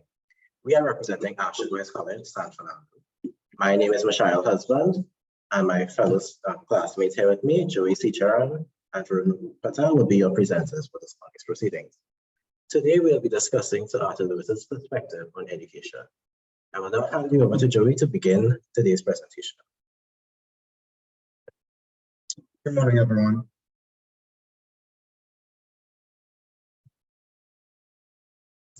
Sir William Arthur Lewis was born on January 22, 1915, and died on June 15, 1991. Mr. Lewis was a St. Lucian economist renowned for his contributions in the field of economic development. He was awarded Nobel Memorial Prize in Economic Sciences in 1979. He was the first student of African descent at the London School of Economics, where he later became the first Black teacher. He was the first Black faculty member at the University of Manchester before moving to Princeton University, where he taught for 20 years as its first full-time Black professor. Lewis also served as an economic advisor to many international commissions and to several African, Asian, and Caribbean governments. His industrialization by invitation approach is implemented effectively in Puerto Rico. We'll now move on to, well, this is a quote by Sir Arthur Lewis: "The fundamental cure for poverty is not money, but knowledge." He has made many contributions to which his life, and many quotes thereby upon. We'll now move on to excerpts from the Planning Public Expenditure article. Due to economic constraints from poorer nations, the quality of education was substituted for quantity. Scholarships were offered by Britain to allow less fortunate students who cannot afford a higher level of education to further their education and help to develop nation on a whole. So Lewis is a great example of this, as he won a scholarship, which he used to further his education in the London School of Economics. Another point of view of this is the consequence of high education costs. Sir Lewis also stated that poverty is an obstacle to the quality of education in poorer nations, as a less developed country has a poorer population and does not have the necessary finances to afford nor the accessibility of a proper education, which prevents economies from developing. This is seen in an example of Sir Arthur Lewis's life, where he was ill at a very young age, but never stopped pursuing his education, as he was homeschooled by his father, and which allowed him to move into higher grades and further his education. He also made a quote which is very sounding out today: "Institutions of higher education led to a more developed society." I'll now be passing on to my team member, Varun Patel. Good morning, everyone. I'll be doing the exercise from the Assessing the Development Plan article. Sir Arthur Lewis believed that the benefits of proper execution of economic plans outweigh that of the just government expenditure. When countries cannot afford or do not have the resources to grow, they will look to other countries to get loans, and in such they will put themselves in debt. And this can be very bad in the long term if they keep taking loans, because they will be highly in debt. But Sir Arthur Lewis believed that once there are good governments within our country and that they have sound economic plans, they can get out of this debt. An example of this in this modern day can be Guyana. As we know, Guyana was a poor country like 10, 20 years ago, but recently in 2019, they found oil. And in 2021, they had a 19.9% growth rate for GDP. And Professor Lewis argued that the larger developed countries lacked efficiency in executing development plans due to poverty constraints. In the larger developed countries, they have the financial resources and skilled workers to provide statistical data to predict what they will be needing in the future. Exactly. But as compared to lesser developed countries, we do not have such resources, and we'll just build what we need. And in such larger countries have higher growth rates due to their statistical data and what they are being provided. Poorly skilled workers in lesser developed countries also lead to a lesser standard of work and a decrease in productivity as compared to larger developed countries.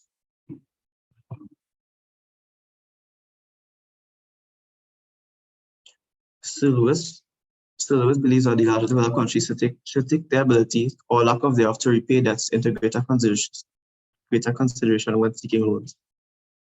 So basically what he's saying here is that larger countries should make sure that they are not largely in debt and that they should see carefully when seeking loans, because it could be very bad for their nation. An example in this modern day could be Sri Lanka. As we know, they are being overtaken by China right now because they borrowed loans from China and they spent them not in a good way, and they weren't able to repay those loans. So they are being overtaken by China.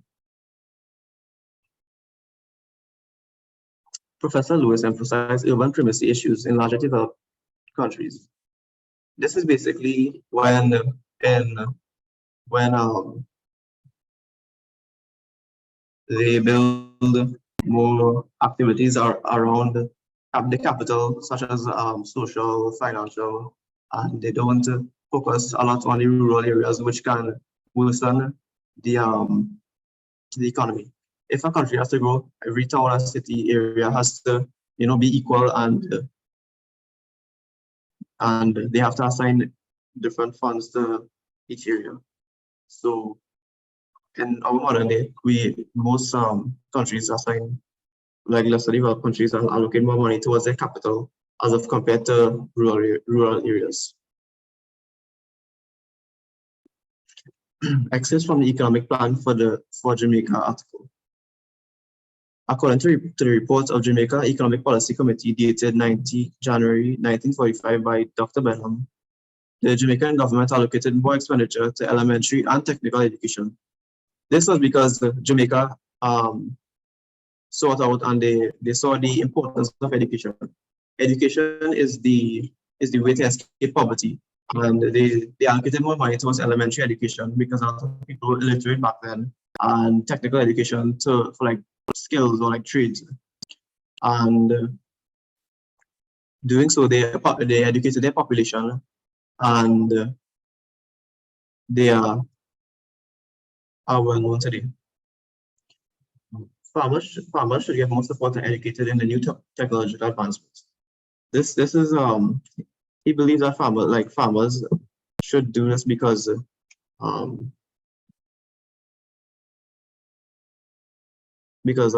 farmers, most of them who grew up back then were illiterate, and they weren't used to these new advancements. So this is why he believes that government should build training centers and skilled courses or programs for them to enroll into, educate themselves and upgrade themselves on the up-to-date equipment and status of farming. And this can increase productivity in the country and in the end export more agricultural products. A country's productivity level is determined by its educational achievements and competency level of its population. A great example of this in modern day is Japan. As you know, Japan is a very, very disciplined country, and they have a lot of achievements and a lot of competency in their population. And this is true because once persons are educated within a society or a nation, they will seek better. They will always want better for themselves, and this can lead to a country growing. And I will now pass on to my classmate Michelle.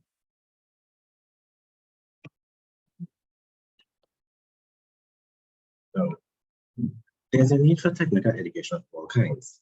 Why is this? This is because education can be seen as the most vital element in the development of human resources society. The progression of the education sector is directly associated with the growth in economic development and national prosperity. It can also help attract foreign direct investment. The more developing countries have foreign direct investment as an invaluable source for filling the resource gaps that hinder their development programs. Moreover, foreign direct investments can also be a medium for acquiring skill, technology, organizational, and managerial practices, and access to markets. Here in Trinidad and Tobago, we have institutions such as MIC and NESC, which provide quality technical and vocational training. Now, what is development economy? The development economy program studies the forces that contribute to economic development, particularly in less developed nations. It explores the roles of decisions by households, firms, governments, the effects of development, aid policies, and the consequences of rising incomes in emerging economies. Now, there has been a decline in interest being experienced in development economies due to shift in priority. This decline may be due to a lack of funding and interest from students, as well as the shift in priorities of organizations. Additionally, other disciplines such as labor economies and international finance have taken over certain aspects of development.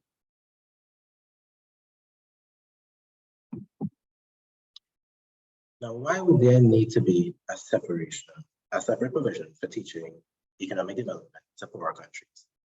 This would be due to the fact that poorer countries tend to have a unique characteristic that traditional market economies may not fully capture. These non-economic characteristics include ritual laws and tribal divisions, which can affect productivity and exchange. Therefore, expanding the understanding of these economies, this would be the theories and results of development economies in areas may not always align with those of growth, including the sectoral composition of imports and exports, share of income, and no income tax involvement revenue. The crux of the argument is against industrial revolution because the Caribbean region lacks raw materials, capital, and industrial skills. However, Sir Arthur Lewis formulated a coherent strategy for industrialization by invitation. He saw industrial development complementing agricultural development, raising the standard of living and providing productive employment. Caribbean capitalists were then regarded as rich graduates, expressing a preference for distributed trade and protected agricultural production rather than manufacturing production. And as we come to the closing of our presentation today, I would like to leave you with a quote from Sir Arthur Lewis, stating that collective judgment of new ideas is so often wrong that it is arguable that progress depends on individuals being free to back their own judgment despite collective disapproval. This simply means that just because you have an idea and everybody tells you it's bad does not mean it's that way. Because if he had listened to this, he would not have gotten his PhD and made such an impact in the Caribbean today. On behalf of Asher Boys College San Fernando, I thank you for your undivided attention. I would now like to pass it back to Dr. Godfrey.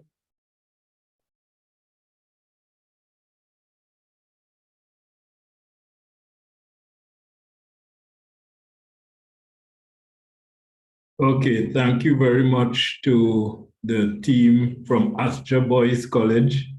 Again, another spirited presentation, demonstration of, very detailed engagement with the work of Sir Arthur Lewis. And I think, at the end of the day, a cohesive attempt to ensure that all of the important ideas as they relate to education and technological advance in today's society, they have been adequately addressed by the team from Astor Boys College. I now want to move on to Goodwood Secondary School, which is going to represent Tobago. We always see it as important that in national context, Tobago is represented, and in this case, Tobago is going to be represented by Goodwood Secondary School. Last year, they were ably represented by Bishop's High School in Scarborough. And from Goodwood Secondary School, we have 3 students, Chisel Simon, Miss Chisel Simon, Miss Avril Rivers, and Mr. Jabari Solomon. These are the 3 students who are going to be speaking on behalf of Goodwood Secondary School. They will be treating with the issue of agricultural economics. And the principal teacher who is overseeing all of the good work that we will witness from the Goodwood Secondary School, she is no other than Ms. Shara Carrington James. So I want to applaud the team for really coming together and making this presentation, being present to make this presentation. And I now invite the team to make its presentation. Goodwood Secondary, the floor is yours.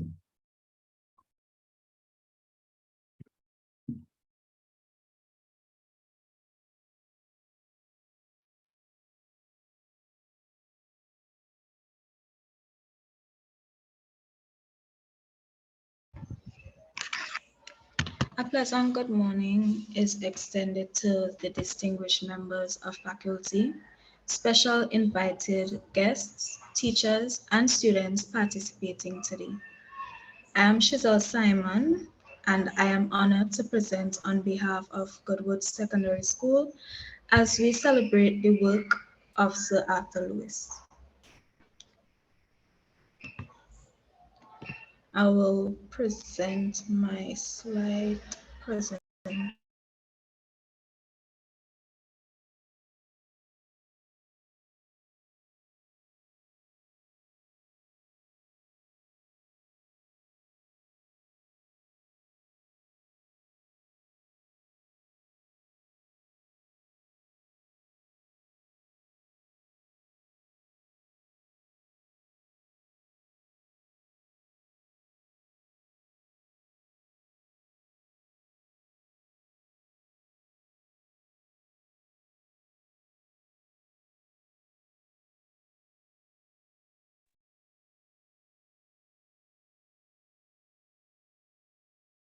Please unmute your mic.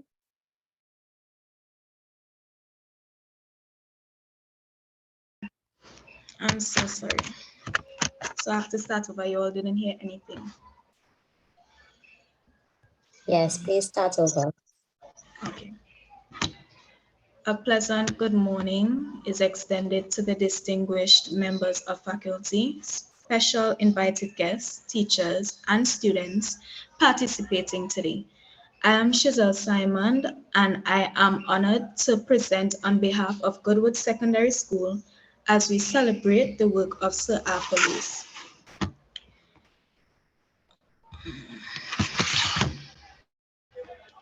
So according to Sir Arthur Lewis, in his presentation on development strategy in a limping world economy, the period since the Second World War, which ended in 1945, down to 1973, was one of unprecedented growth for the world economy as a whole, as well as for developed and developing countries separately. He noted that industrial production increased at about 3.5% per annum, and for 1953 to 1973, averaged just under 6% per annum. World agricultural output grew at under 2% in the early period compared with under 3% in the later period. This was unexpected, and development economists therefore created a set of theories appropriate to a world in which foreign trade was stagnant, but none of which belonged in a world where trade was growing at 8% per annum. According to Sir Arthur Lewis, agriculture has been the weakest link in the development chain. The picture everywhere was bright until you turned to agriculture, where the dominant fact was that in LDCs, lesser developed countries as a whole, food production failed to keep pace with the demand for food, thereby causing or aggravating a whole series of other problems. We will examine some of these problems. Fast population growth. Due to fast population growth, the economies that were once exporting surplus food were now importing a surplus of food as populations were growing faster than food production could keep up. Population growth also kept labor income down while profits and rents increased. Rapid population growth also played a negative role in restraining the wage level and farm income per head. At that time, the majority of labor in LDCs consisted of farm people who also had the lowest incomes, so the standard of living of the great bulk of the population could be raised only by raising farm income.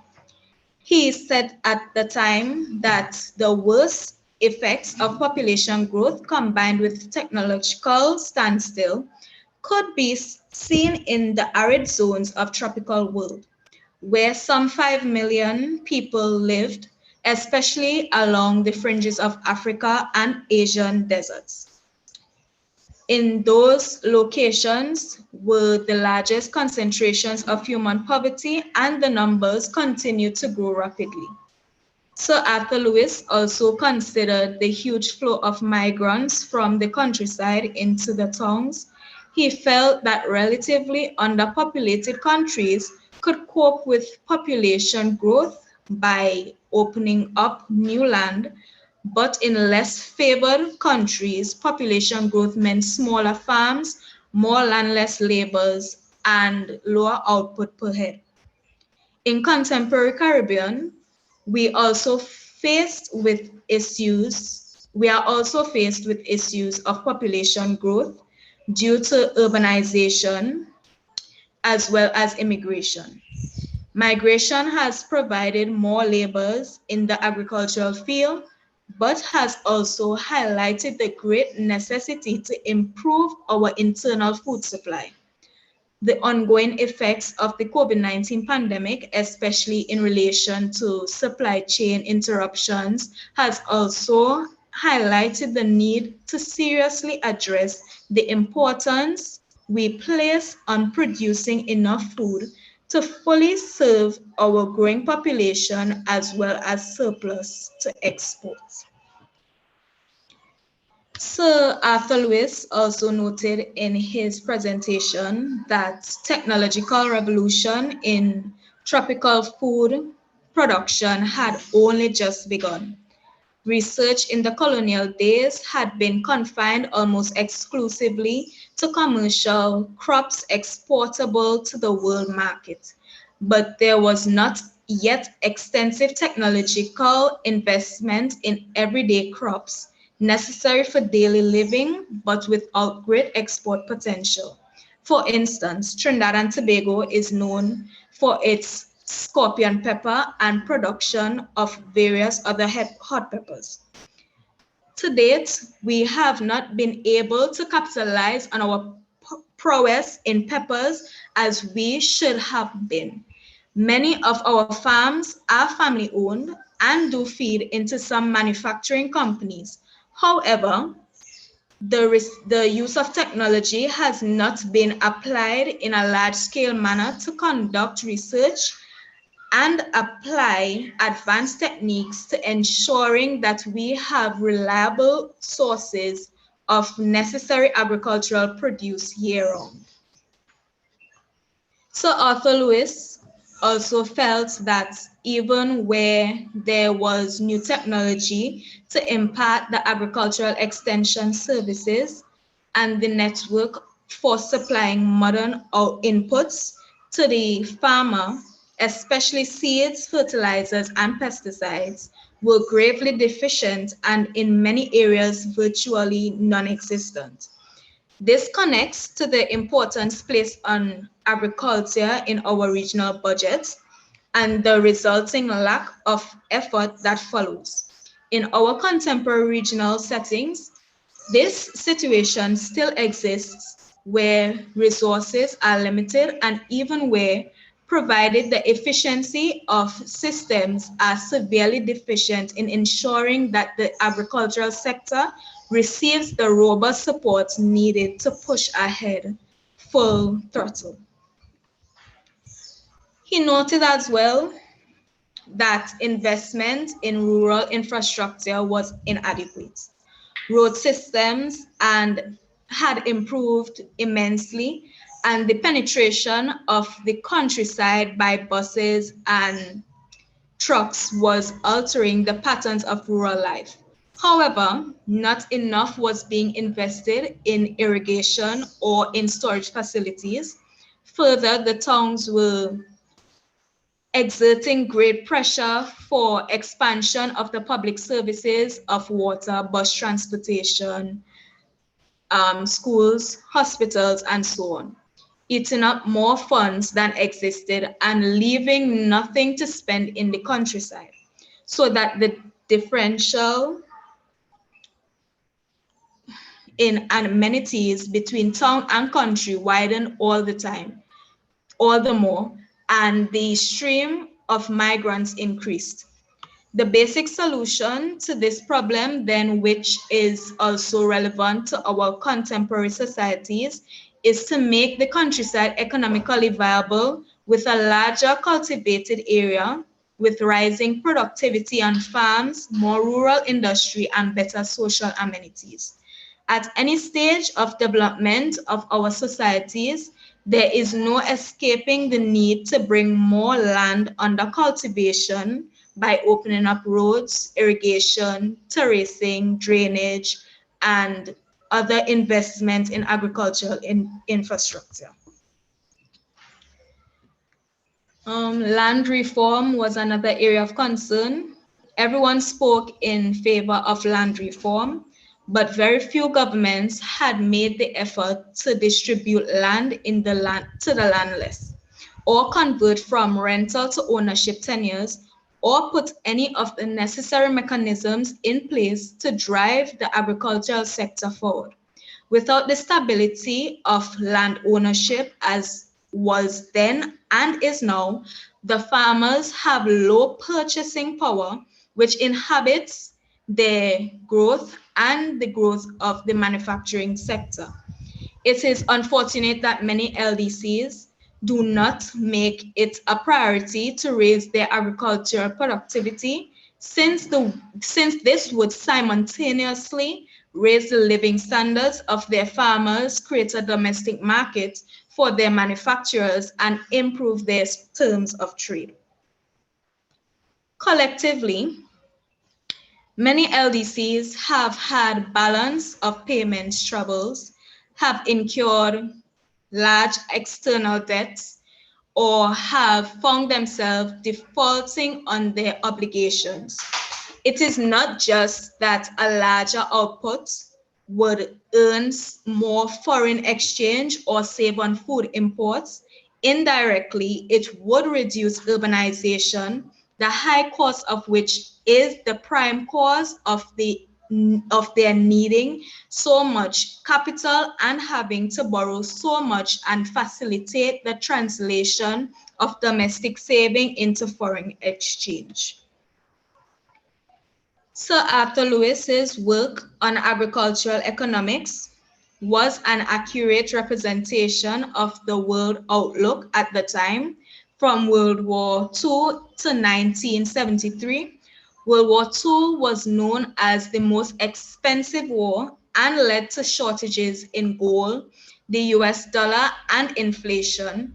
So the expectation was that the world suffer its economic effects for quite some time.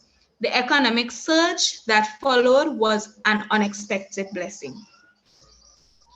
Sir Arthur Lewis's perspective on agricultural economics is timeless. What existed then is quite similar to what exists now in the contemporary Caribbean. Agriculture is not given the prominence it deserves, being re- re- relegated a very small percentage of budgetary allocations while our import bills continue to increase astronomically. Agricultural infrastructure remains poor, investment in technology is limited, and efficient support systems are lacking. For us in the Caribbean region, agriculture continues to be the weakest link in the development chain. Thank you.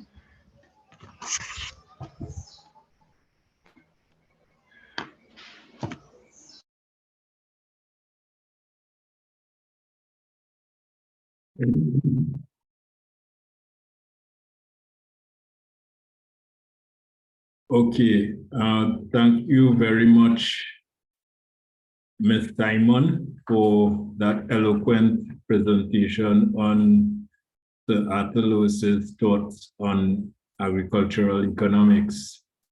And I sat there listening to you and the points you made. And I'm telling myself, you know, these were writings and thoughts expressed at least 50 years ago.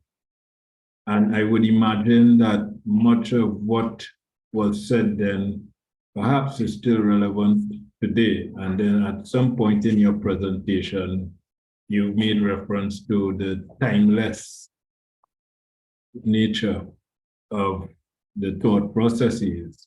And I said, whoa.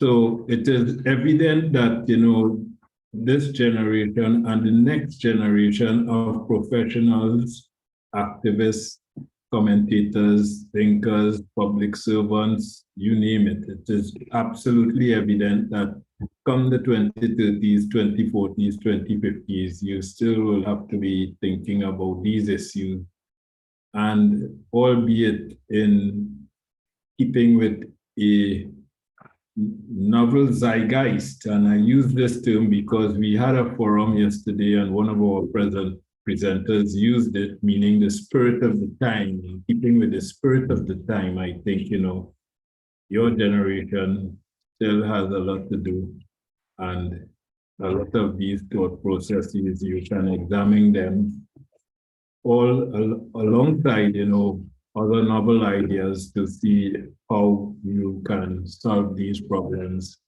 when your time to stand in the crease and bat comes. Already you have started batting.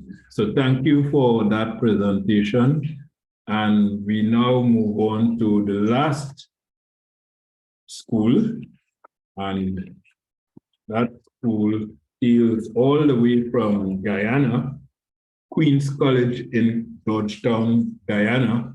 We are always pleased to have a school from outside of Trinidad and Tobago. The more the merrier, but this year we got one school, Queen's College from Georgetown, Guyana. Last year we were blessed by having the contributions of this Arthur Lewis Community College that is based in St. Lucia. And from Queen's College, we have the presenters being Mr. Riley Nurse, Ms. Brianne Boucher, Mr. Joshua Goulab, and the principal teacher overseeing the work that has been done by this team from Guyana is Ms. Candice Cave Stevens. They will be speaking on the issue of dual economy, and I would like to invite Queen's College and welcome Queen's College specifically because they are the only overseas, they constitute the only overseas school in the mix here.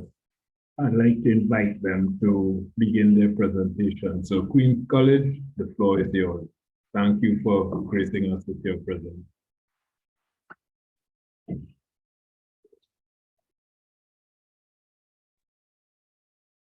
Okay, good day, everyone. Can you hear me?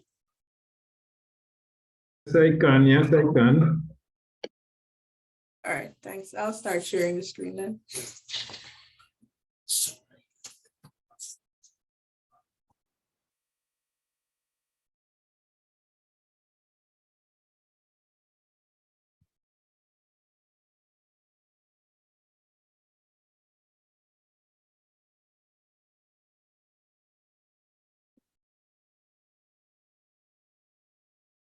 Okay, can everyone hear me?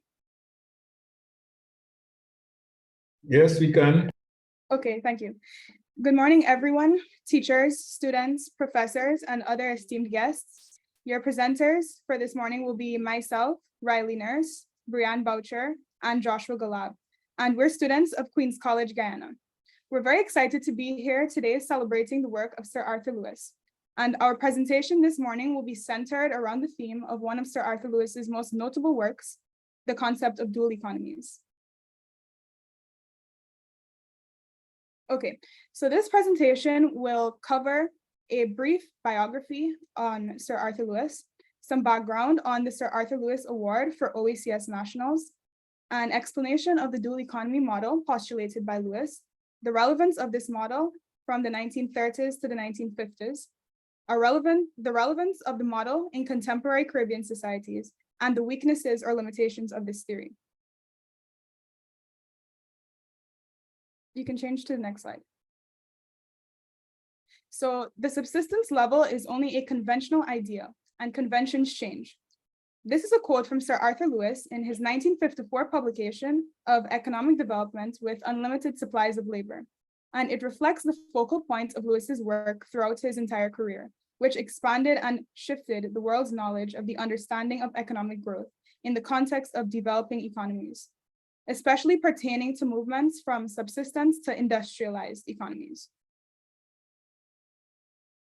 So firstly, before we begin, we would just like to give you a number of key terms which will be used throughout this presentation, which are integral to fully comprehending the dual economy model. So quickly, we have opportunity cost, which is the potential benefit an individual, investor, or business misses out on when they choose one alternative over the other.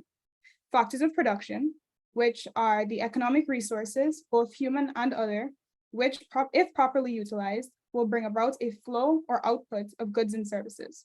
Capital accumulation. This is the growth in wealth through investment or profits. Nextly, an agrarian economy. This is an economy that is predominantly dependent on both farming and the raising of animals. And on the flip side, we have industrialized economy. This is an economy based on manufacturing goods. And lastly, we have the marginal productivity of labor. This is the increase in the quantity of output as a result of adding an additional unit of labor.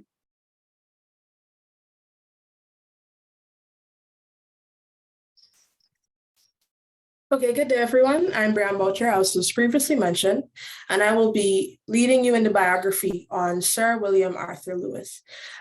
Because we've had so many presentations before, I'm sure we know somewhat, but I would just like to add a bit more on who he was as a person, going through his mindset as well, into why he stepped into what he did, and just going into his early years. So I'll give a brief overview.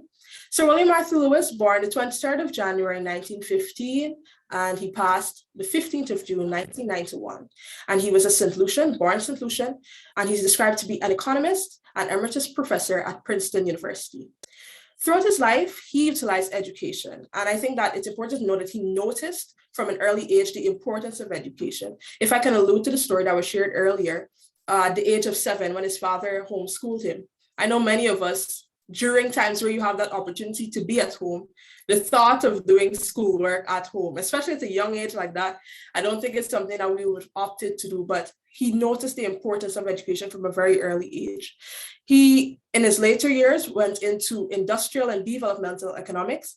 And this was not to limit him, because he went into the history. And because of history, he was able to find out how to develop over time. Because if I can go to the saying, paraphrasing, I don't memorize it fully, but if we don't know our history, we tend to make the same mistakes.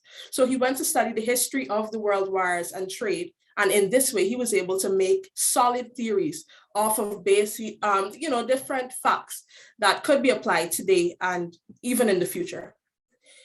So I had his early life, as I just described, and now I can go to adulthood and some of the achievements he made as a young scholar. So firstly, he graduated high school at the age of 14. He wrote the scholarship exam, the governmental scholarship exam, to study in London, and he passed that exam in 1932 and was able to go to London and study. From there, he graduated with honors, and he gained another scholarship to then do his PhD.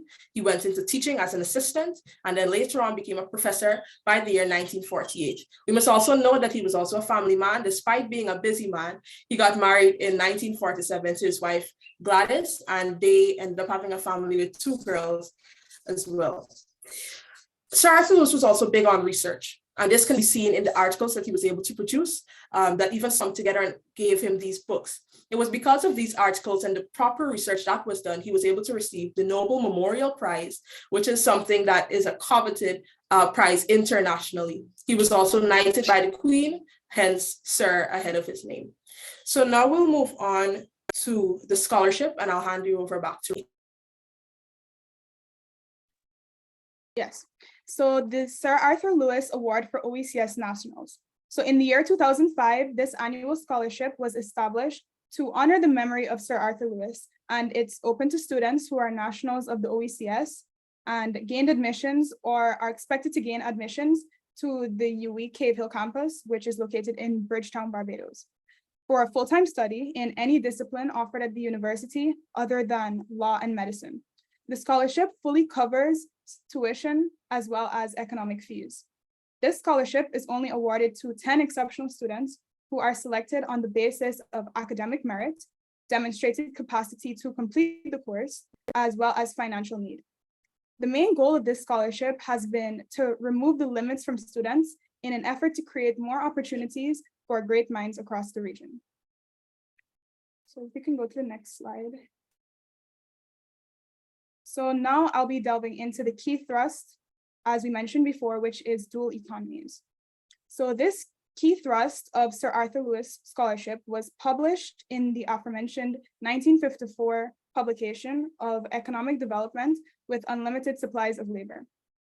This theory of economic development is often called the Lewis model or the 2-tiered dual sector model.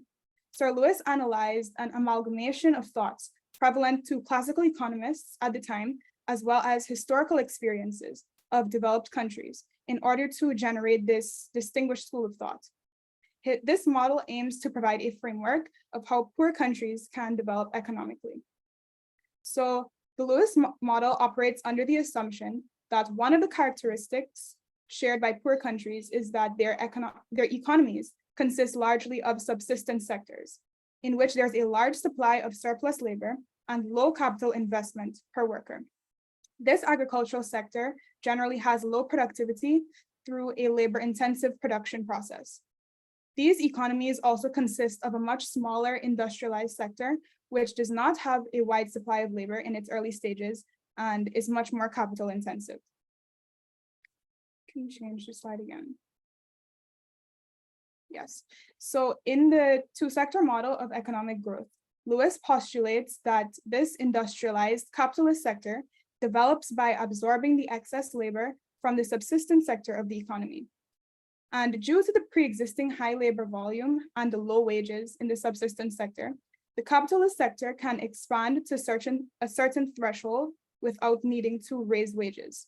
And this will allow the cost of production to remain relatively low, thus increasing the profits that can be reinvested into industries, resulting in capital accumulation. And these businesses can then expand employment, drawing even more labor from the subsistence sector. And this initiates the process of economic growth in these developing countries. Can you change the slide again? Yes. So over time, the economy may arrive to a point where the surplus rural labor, all of the surplus rural labor rather, has been absorbed into the capitalist sector.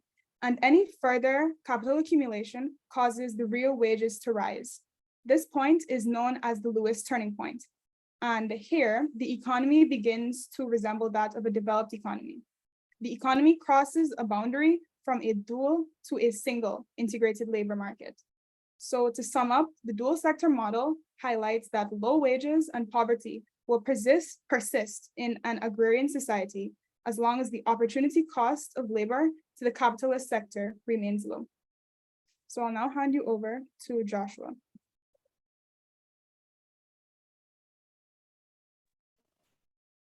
All right, so I'll be looking at the ideas forming the thorough process behind the model and relevance to those during the period in the 1930s to the 1950s.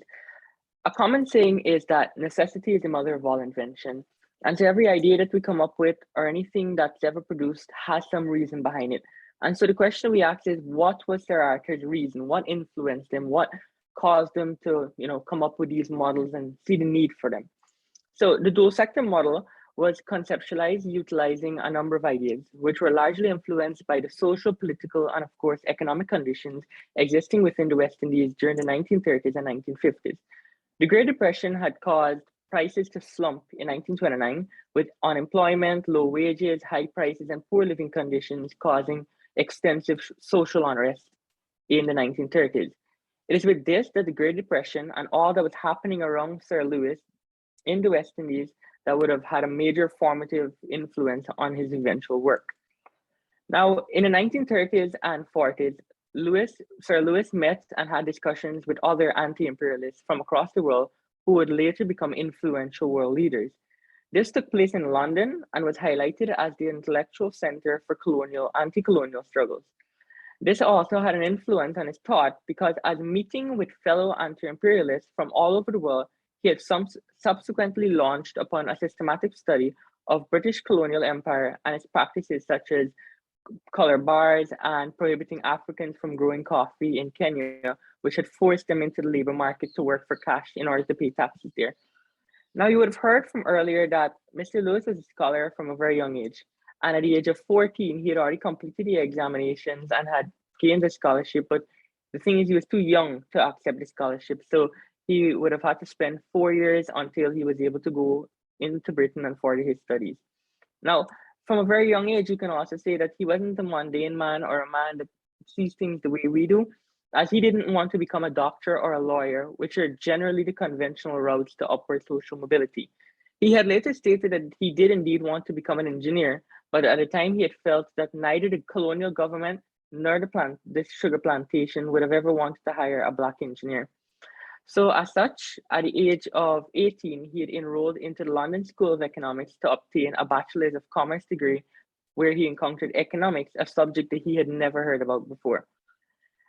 So now that we understand that where he came from, the people that he met along his way, and where he ended up going to subsequently do what he did, it's now a way we should try to understand what was going on in the world or in the global stage that caused such a model to come out from him. So on the global stage, post-World War II, reconstruction and economic development in the golden age of capitalism, everyone was shifting over to the industrial development and getting out of the Great Depression. The Keynesian economics, a means of moving away from the classical models, and attribute this golden age of capitalism to government's adoption of the Keynesian economic policies. Because prices were somewhat rigid and major fluctuations in components of spending, such as consumption, investments, or government expenditure that caused output to change, the Keynesian theory was basically that once, say, for example, government spending had increased and all others remained the same, or as we say, ceteris paribus in economics, output would increase. But the issue was that, however, not many economists were focusing on economic theories about developing poor countries. So Lewis thought that about the dual economy was somewhat revolutionary. So now that we know what was going on the global stage, what was going on here? What was going on in the West Indies? So there was riots and political instability in the Caribbean, and it had surged in the 1930s for reasons such as poor treatment, poor wages, and unemployment. At the time, colonial authorities were hostile to any form of industrialization. Such ideas like Lewis were proposing were considered quite radical. In fact, by the warrant of August 1938, the Moyne Commission was appointed to, and I quote, to investigate social and economic conditions in Barbados, British Guiana, British Honduras, Jamaica, the Leeward Islands, Trinidad and Tobago, the Windward Islands, and matters connected therewith, and to make recommendations. It was undoubtedly the most important commission to ever visit the West Indies. Previous commissions were concerned with limited topics such as the sugar industry, unemployment, and a couple of rebellions. But this appointment of this commission, every aspect of West Indian life was under scrutiny. Sir Arthur Lewis thereafter wrote a memorandum to the commission, and in his memorandum to the Moyne Commission, he had accordingly represented some fairly influential views. The purpose of his memorandum, in his own words, was to, and I quote, to analyze some of the main issues relevant to social welfare in the British West Indies and to suggest steps likely to increase the material and cultural well-being of the mass population. In his memorandum, Mr. Lewis started with a concern with poverty and its causes in the Caribbean, with the dual economy theory being very relevant in order to show a potential way of increasing employment and wages in the economy by three main areas: industrialization, redistribution of wealth and peasantry, and land. So basically, to conclude, the dual economy model was served as an argument for numerous government-led industrialization programs within the 1950s and the 1960s within the Caribbean. Mr. Lewis's memorandum to the Moyne Commission, in particular, was deemed heavily influential towards the economic situation that had existed within the Caribbean at the time. Now I'll hand you back over.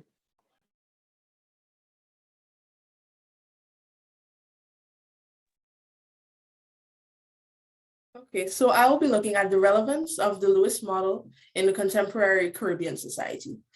Firstly, it's safe to say that we as a region are far from the days of the need for the Moyne Commission and fighting for independence. It's over a half century ago for many of us. And we can say that the period from then to now has seen drastic changes in the status of our societies, the way we think and the way we function. Now having new leaders set up in a place where we have plural societies, and there's so many different changes now in comparison. But is it safe to say that Lewis's work, all of his research, all that he's toiled for years and years, is now obsolete because of this change? And have we really changed to the extent that we believe? So to first assess that, I think that we need to look further into where we are as a people and to truly, depict and recognize the strengths and weaknesses of our society right now. So I'll start off by saying that Caribbean society is described as an open and stratified society. Open in the sense that we still heavily rely on importation from external sources, foreign states, more developed nations, and stratified in the sense that the distribution of wealth is done in such a manner that you have a vast difference from those at the top of this chain and those at the bottom. So the poverty levels are still high in that case. In addition, it must be noted that we're still largely agrarian. And I can speak for Guyana, even though we've seen, and it was highlighted earlier, that we have oil and there's so many other natural resources, and there are even chances for ecotourism within our nation, we're still largely agrarian, meaning that the larger part of our workforce remains in this subsistence and agricultural sector. How can we change this? And is Lewis's model relevant in today's society?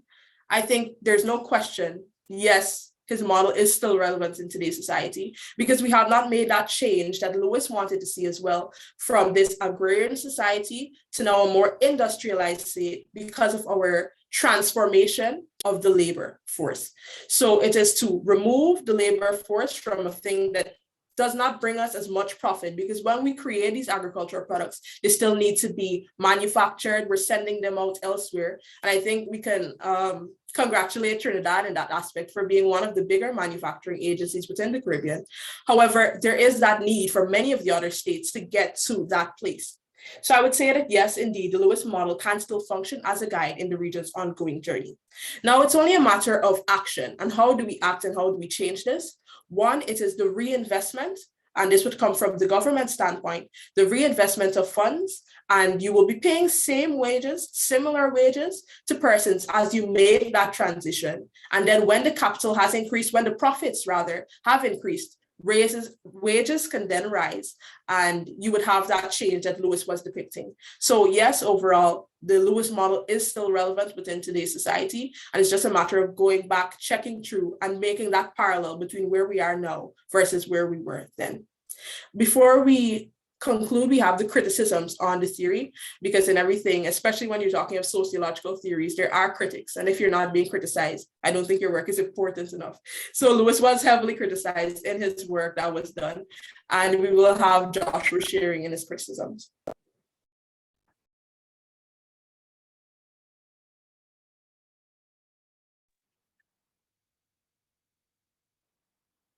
So yes, all good has to have some bad in it, and even the great Sir Arthur Lewis had some flaws within his theory. Now, without his intent, the Lewis model was perceived throughout the Third World as supporting import competition, industrialization, growth strategy, and as a result, it must share some of the blame for the neglected rural development in places like Africa, Asia, and Latin America, which has been classified as a major development scandal of the 1970s. So in D.W. Horenson's report, he had classified the Lewis model to have three fundamental tenets that are in stark contrast to the reality of the underdevelopment in a majority of the third world countries.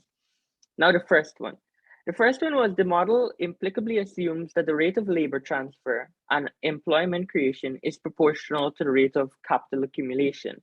Now, it might sound all complicated at first, but what this is really saying is that within his model, he said that the rate of workers moving from the traditional economy to the industrialized economy is as proportional to as fast as they can accumulate capital. This isn't necessarily true, because what happened in an instance if with the labor transfer from the traditional economy, things like technology and advanced technology within the economy started to take over the places for those workers who were leaving. So it's saying that capital accumulation or labor saving capital accumulation, the employment implications on the model would have to be modified. The second, the model assumes that surplus labor exists in rural areas while there's full employment in urban areas. This is not exactly, it's actually exactly the reverse in lesser developed countries. There's substantial open unemployment in urban areas, but there's absolutely no surplus labor in rural locations. The last assumption was that in the real world, it is the idea of continued existence of constant real urban wages until the supply of small surplus labor is exhausted. Now, a professor by the name of MPJ Todaro, he had said, and I quote, "One of the most striking features of the urban wage situation is almost all developing countries, however, has been the tendency for these wages to rise substantially, both in absolute terms and relative to the average rural income, even in the presence of rising levels of unemployment." What it is basically saying is that in his theory, he's saying that as the wage rate goes up in the urban areas, the wage rate would also go up with less workers leaving the traditional economy. That would go up as well. Now, we look at our real world today and we ask ourselves, are farmers or is the average rice farmer making as much as someone in an urban area? And the simple answer is no. So the reality is that the surplus or the constant wage rate, it isn't there. But to conclude, the same MP Todoro had, however, concluded that the model has some analytical value in that it emphasizes two major elements of the employment problem: the structural and economic difference between the rural and urban sectors, and a central importance of the process of labor transfer between them. And that concludes for me. Thank you.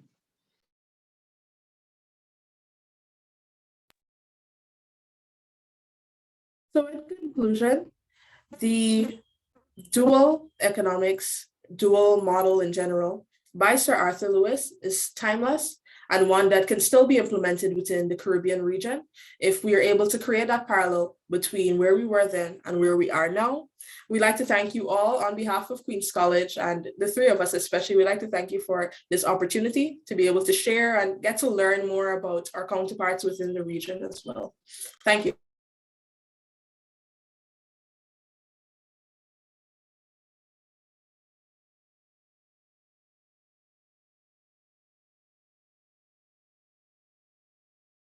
Well, I think we just witnessed a treat from the Queen's College team, and that was indeed a powerful presentation that drew on as many social science disciplines as possible, bringing them together in a decent interdisciplinary manner. So more kudos to Team Guyana, Team Queen's College, and I am convinced that Guyana is in good stead with a burgeoning young professional class such as those who just presented.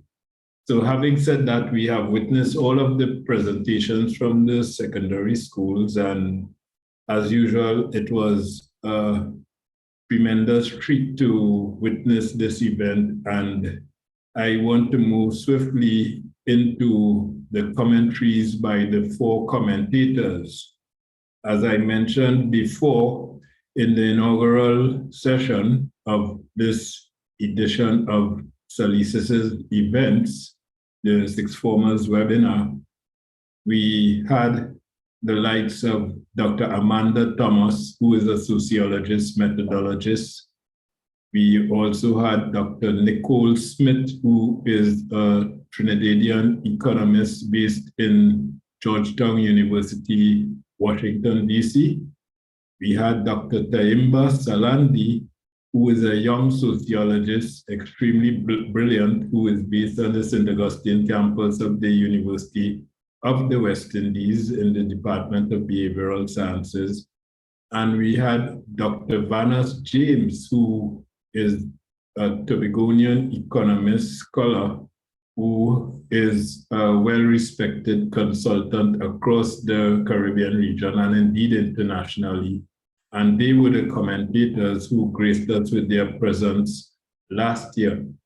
This year, we have with us Dr. Hyacinth Blake, Dr.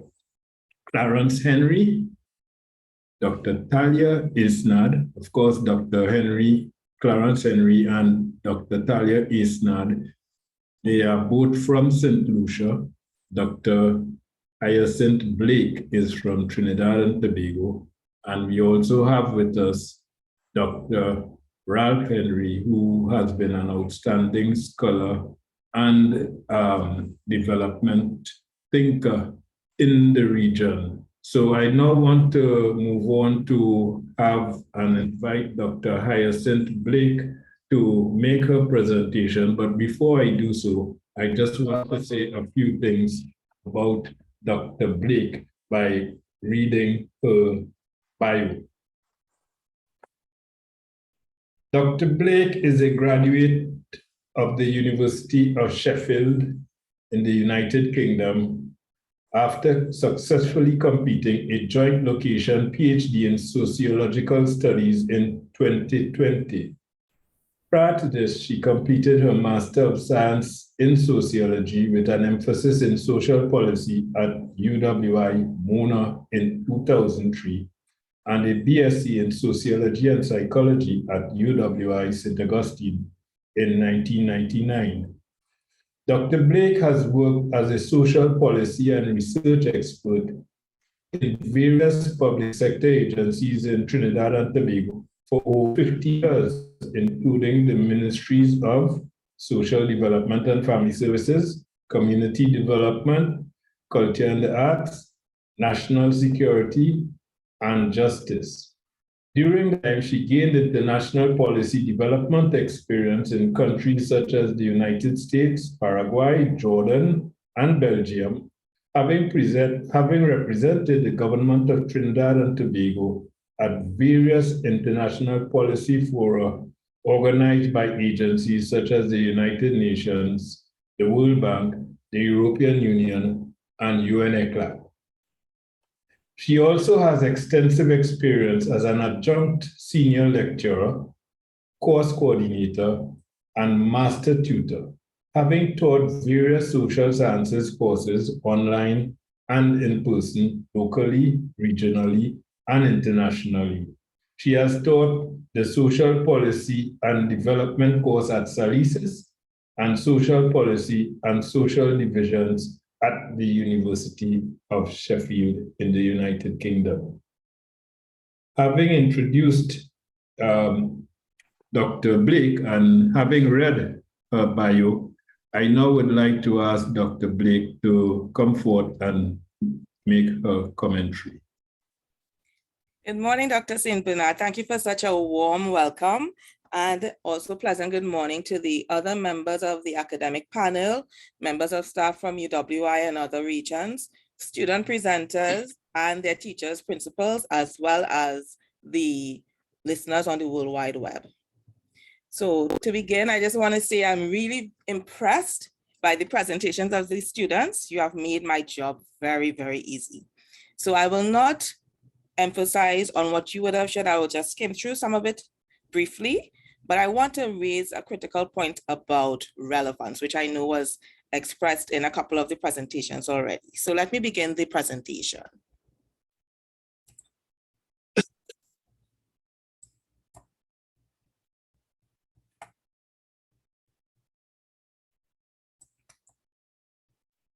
Sorry, forgive me, I'm just shifting to PowerPoint show.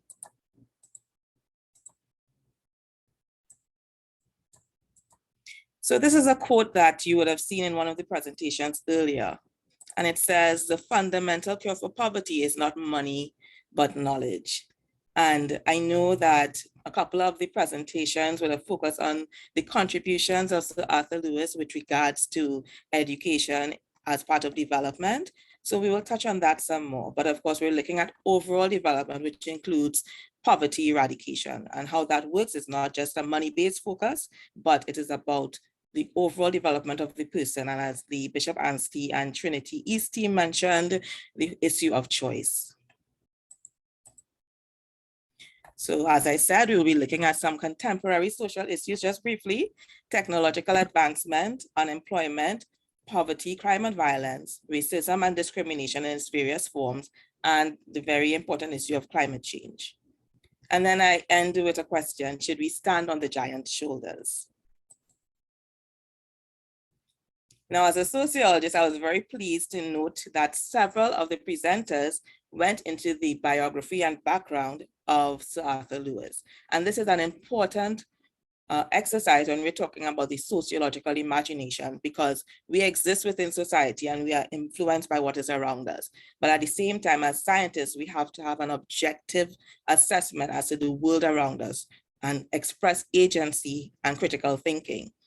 And so we must understand the background of this great thinker, that he came from humble beginnings and yet he was able to excel in this field of economics. And one of the main contributions he made, of course, was this issue of a comprehensive strategy for industrial development in the Caribbean. He would have made contributions with regards to the export labor, using that as an intensive strategy for development, the importance of industrialization as complementing agricultural development to raise the standard of living in the region. So this was different to what was being expressed before, as Queen's College would have mentioned, whereby there were these riots and there was this period after the war years where the colonial powers would have still wanted the region to maintain that emphasis on agricultural production, subsistence farming. But Sir Arthur Lewis was a revolutionary in the sense that he indicated we are well capable of undertaking industrial development. And I just want to make a nuanced point with regards to that, because he did not say that it must always be a dual economy model. That dual economy model was fitting for our region. But when he looked at the size of the land and the population in countries like Ghana, he would have suggested that they follow a trajectory that was more in keeping with, for instance, Great Britain, whereby agricultural development didn't happen in tandem with the industrial development. It was more in a stepwise progression. But he was saying that they could follow that approach, but we, on the other hand, should follow the development in tandem, both the subsistence sector and the capitalist sector. So we mentioned throughout the course of this journey, from the student presenters, it was said about the industrialization by invitation to counter risk aversion from capitalists and the knowledge gap that local capitalists would have had with regards to utilizing the new technology to advance development. And he emphasized the need to attain economies of scale by exporting to extra-regional markets and not limiting ourselves to the domestic context, because, of course, we did not have enough numbers to facilitate purchasing and that sort of thing. But at the same time, the need for regional advancement was critical. His was a multidimensional approach to policy development. And as a social scientist, I want to underscore that. And it was not just skewed to the economic. So I'll go into that a little more later on. And several of you have brought up the issue of relevance. How is this model, the contributions of Sir Arthur Lewis, relevant in this fourth age, as some people term this information age that we're currently in? Is it still relevant to address the issues of production, manufacturing? Do we still have those kinds of conversations? We have these issues of social protest because we have issues of imbalance and inequity. Caribbean economies, as you're seeing in this model here, the block, orange block, we have issues of debt, trade, limited growth, though some countries are excelling more than others. As was mentioned, Guyana has had exponential growth with regards to its petroleum sector. So in the middle here of this orange block, you're seeing that what is noted, the region made significant progress in addressing poverty between 2002 and 2014, but still almost 1 in 5 Caribbean people live below the poverty line, and youth, of which we have several representatives here today, and children are among the most affected.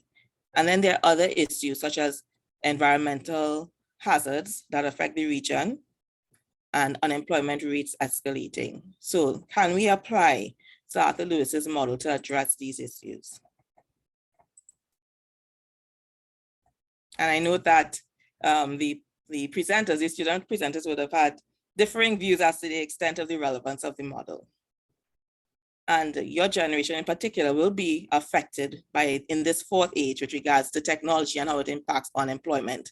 And I know that just the presentation before mentioned it, are we able to cope with regards to that transition? And there is hope on the horizon. I'm just noting here that recently, just in December, some students in Trinidad and Tobago would have excelled at a global robotics competition. I mean, coming from such a small society and being able to compete with persons across the globe with greater resources and so on. That is just an example as to the potential that Sir Arthur Lewis saw in our region, that we can compete on a global scale. We can make do with what we have. If we have large population, there is a benefit in that. It's not just a challenge, but we can make it into an opportunity.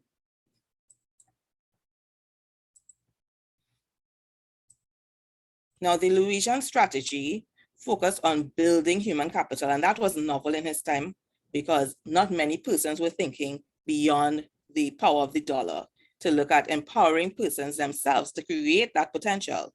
So he emphasized increased savings and domestic investment, government intervention, use of foreign technology, foreign export, and domestic entrepreneurship. So what we see now in terms of niche marketing and so on, imagine we're talking about that in 2023 and trying to adopt those principles, but he would have initiated those ideas since in the 1930s, 40s, 50s. And it's important to note how that correlates with the Sustainable Development Goals, where, after Sir Lewis put forward his model, we would have heard about Nobel Laureate Amartya Sen talking about the capabilities approach. But I just want to note that within his contribution, there is this element of the human development component to address inequality. Another very pressing issue, especially in countries like Trinidad and Tobago and Jamaica, is crime and violence. And we note that the homicide rate has more than doubled in the last decade, and we're even competing with Latin America and other larger countries in terms of the types of crime, whereas we may not have as much property-related crime when compared to these larger territories. Violent crime is a major concern, and that is connected to the whole issue of poverty. And I think that Professor Henry would discuss that more in context of the survey of living conditions and how poverty impacts on how people respond to lack. And sometimes, alas, persons may respond by getting involved in criminal activity. So we need to address this urgently. We need to ensure that people have access to productive, gainful employment and achieve a quality of life that is not too far-fetched, that they engage in these nefarious behaviors. And then the question is Sir Arthur Lewis's model relevant when we're talking about climate change, which is, of course, being discussed considerably in this generation, given the obvious effects of it. We're seeing the floods without even a storm or hurricane in Trinidad and Tobago. We wonder, is it still applicable? And there's some good news when it comes to that. I noticed that there is a new green model that is being developed based on Sir Arthur Lewis's contribution by some of the researchers It's called a Green Lewis Development Model 2020 by De Oliveira and Lima.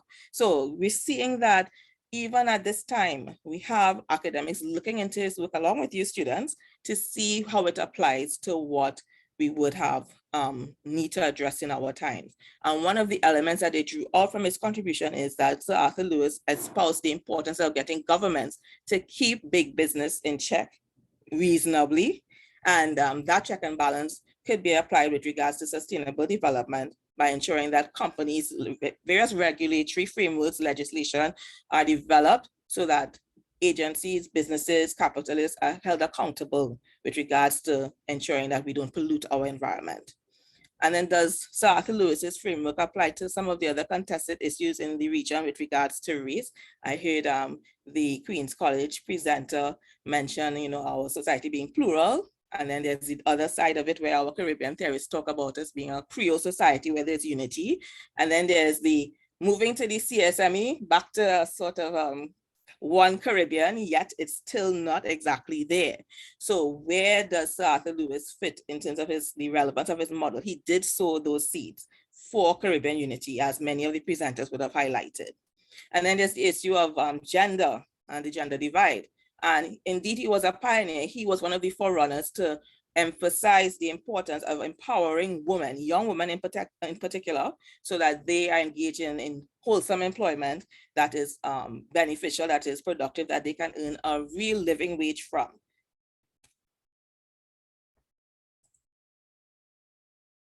Now, back to the question, do we stand on the shoulders of this giant? And, there's a saying that you shouldn't reinvent the wheel, but at least we should try to improve on it, as many have done over the years. And at the same time, I was very pleased that the presenters would have highlighted the shortcomings or limitations of Lewis's model. For instance, industrialization by invitation. We know that that trickle down of knowledge did not necessarily happen. And I know that several of the presenters would have outlined some of those shortcomings, so I won't go back into it, but it is good to see, comparing, the excellent presentations from last year and the further progression where there's this critical sociological imagination to identify where we need to get more insights and knowledge when it comes to these limitations. I'm very pleased to see that you would have addressed that. So I would say to some extent that we can, to a large extent, that there are elements of Sir Arthur Lewis's model that is applicable to our current day, but of course there are areas where there needs to be further development, and that's where this pool of scholars from the high schools, secondary schools will be advancing in terms of Caribbean knowledge. Now, to look at this quote here, although industrial development has been partly influenced by the ideas of Sir Arthur Lewis, the experience shows that some important elements of his strategy have not been pursued, such as export-led industrialization within a regional integration framework. So that we need to be very careful when we critique him, as several of you would have mentioned that he was highly criticized. And, if, as the young lady said a little while ago, if you're not being criticized, it means that your work might not have been very valid or very useful.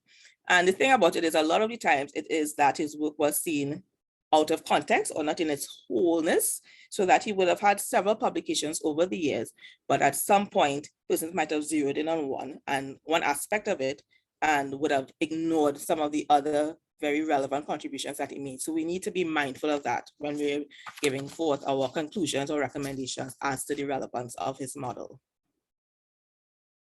So on that note, I want to say thank you. Thank you very much for the contributions from all the participants. And I just want to point you to this quote from Sir Arthur Lewis here, where he would have said that a visit to the British West Indian Islands at the time that he wrote, which was in the 1950s, would have been a depressing experience. The West Indies, he said, and this is the hopeful bit, can solve their problems. We can solve our problems if we set to them with a will. But first, we must find the secret that will put hope, initiative, direction, and an unconquerable will into management of their affairs. And this is the hardest task of all. But I think he has set the course. He's one of those who have set a clear course for us to do that. And I know that that baton has passed on through Dr. St. Bernard, through fora like these, throughout the regional collaborations. in our present day and with our current thinkers. So thank you everyone for your attention, and I look forward to the rest of the presentations.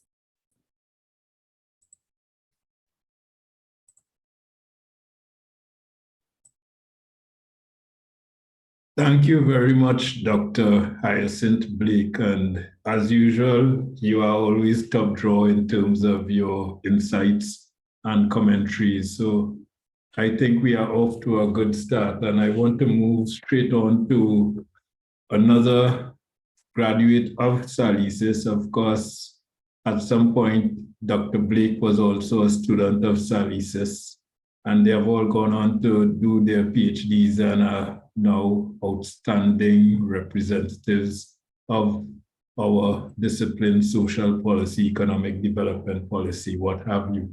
So I'm now moving in to invite Dr. Clarence Henry.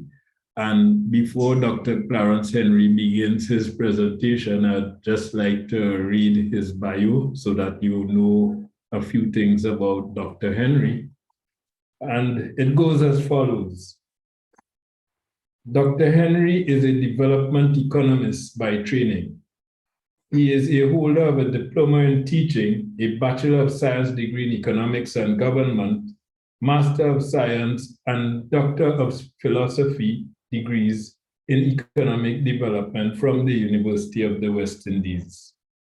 Dr. Henry previously held the post of Lecturer of Economics at the Sir Arthur Lewis Community College in St. Lucia. Currently, he serves in the service of the Organization of Eastern Caribbean States Commission in the capacity of Senior Technical Officer, Regional Integration Specialist. His current portfolio at the OECS Commission focuses on the advancement of initiatives to strengthen the free movement of persons regime of the Eastern Caribbean Economic Union. Dr. Henry is of the strong belief that regional integration is a vehicle for social and economic progress among developing states. The OECS economic integration efforts, in his view, have delivered benefits to the member states of those benefits, and those benefits will be optimized with a fully implemented economic union. I now invite Dr. Henry to make his presentation to the virtual audience. Thank you very much, Dr. Saint Bernard, and I'm hoping that I'm being heard very well. I want to start by congratulating the students who presented this morning. And I think essentially they would have done quite a bit of research on the work of Sir Arthur Lewis. You can definitely recognize that there has been a strong emphasis on his dual economy model, particularly focusing on his paper, Economic Development with Unlimited Supplies of Labor. And so there is an appreciation, I think, among the students of the relevance of Lewis's work. And of course, I was certainly encouraged by their thorough assessment of the work and the criticisms that would have been advanced, but perhaps not criticisms, but really noting some of the challenges and limitations. And I do agree with Dr. Blake. There always seems to be this idea that perhaps the Lewisian theory may not have been the theory that have propelled economic development for us in the Caribbean. But of course, of importance and relevance is the fact that many a times the theory itself have not been adequately and accurately represented. And in terms of the policy limitations as well, have not been adequately implemented. And that is something to note. And so I start by pointing out that that these contributions by the students with focus on the dual economy model was significant. But in my presentation as I advanced, I would want to also speak to the issues of whether the theory remains relevant. And I think I would like to see Lewis's work from the standpoint of a relay. You're running a relay, and Lewis perhaps starting off the first leg of that relay, and then other economists, development practitioners, and others taking on from the second and third, and perhaps the students who presented today may well be on the fourth leg of that race to advance Caribbean economic development. I'm going to take some time to just go back to the conversation surrounding Lewis's contribution and to zero in particularly on his models. And I would want to combine in particular two key papers. His paper in 1950, where he spoke about the industrialization of the British West Indies, which I think was a precursor to his later paper and model, Economic Development with Unlimited Supplies of Labor in 1954.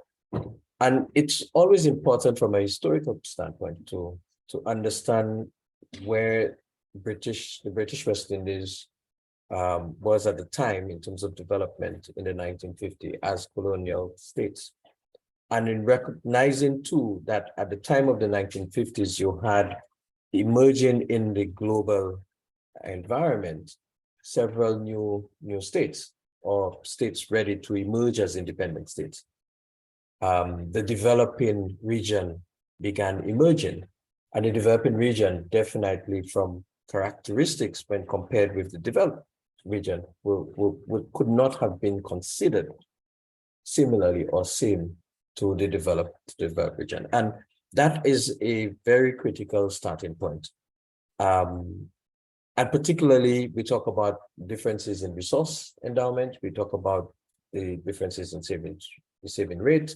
We talk about differences in educational attainment at the time in the 1950s.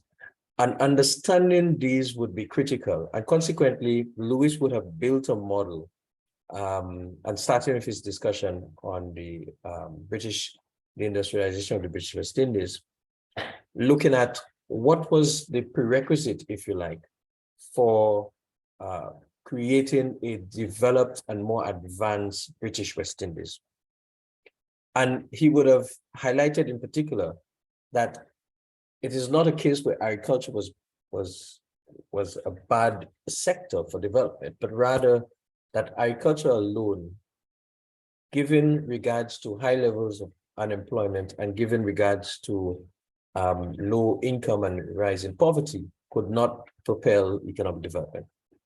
And so his thought, which he further developed in the economic development with limited supplies of labor, really emphasized on how do you bring a new sector into play to promote economic development, and the whole idea of industrialization alongside an agricultural sector.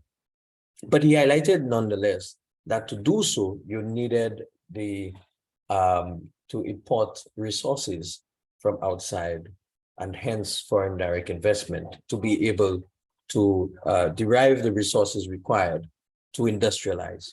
He also noted importantly that from a sustainable standpoint, that the British West Indies and the Caribbean economies generally needed to emphasize the importance and develop a program for the transfer of knowledge, so that eventually from the standpoint of higher level of knowledge and increased understanding and access to the technology and the resources to industrialize, that Caribbean states would have began to dominate the industrialization agenda beyond that of what the foreign investors would have facilitated. He also spoke to the importance of providing those incentives so that that you can attract that foreign investment. And critically, one makes reference a lot of the time to the wooing of FDI to the region. And another critical point would have been, in building this idea of the industrialization of the British West Indies and the need for economic development model that takes into account the reality of unlimited supply of labor in particular.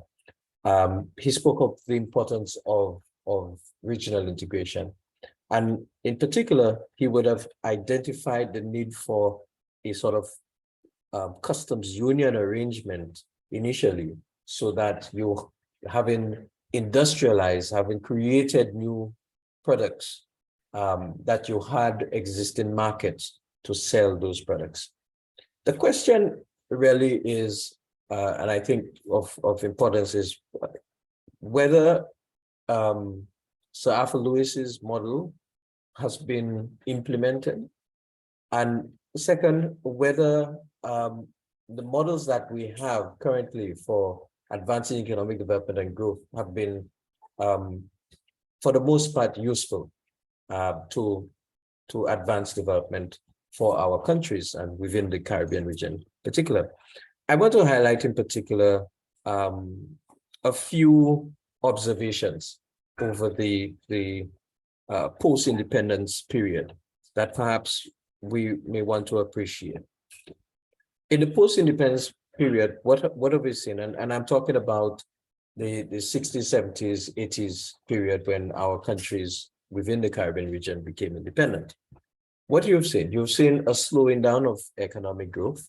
I can tell you in the context of OECS countries, while those countries were growing at 5% in the 80s on average, with agricultural-led growth, these countries are growing much slower, 2% or less in the context of services and tourism, services in particular, led growth.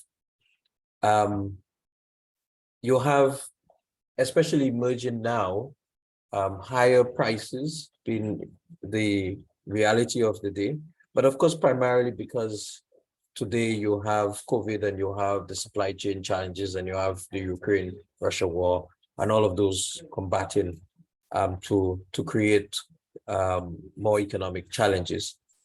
But I think what I want to emphasize nonetheless is that over the period of time with our economic development agenda, you've seen lower economic development outcomes. You've seen sustained levels of unemployment within our region. You've seen youth unemployment almost twice the size of unemployment.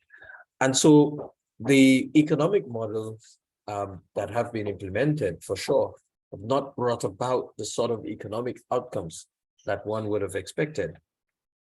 Did Lewis' theory contributed to the emergence of these economic models? For the most part, I would want to argue that, and I know students spent a lot of time exploring that model, and I recall the first presentation where there was the reference to Trinidad and Tobago and Puerto Rico in particular in terms of the use of such Lewis's, perspective and theory. But from my perspective, what is noted is that a large part of the Caribbean economies, the OECS economies, have not industrialized. What is noted is the effort to derive a robust and very effective economic integration arrangement has not happened.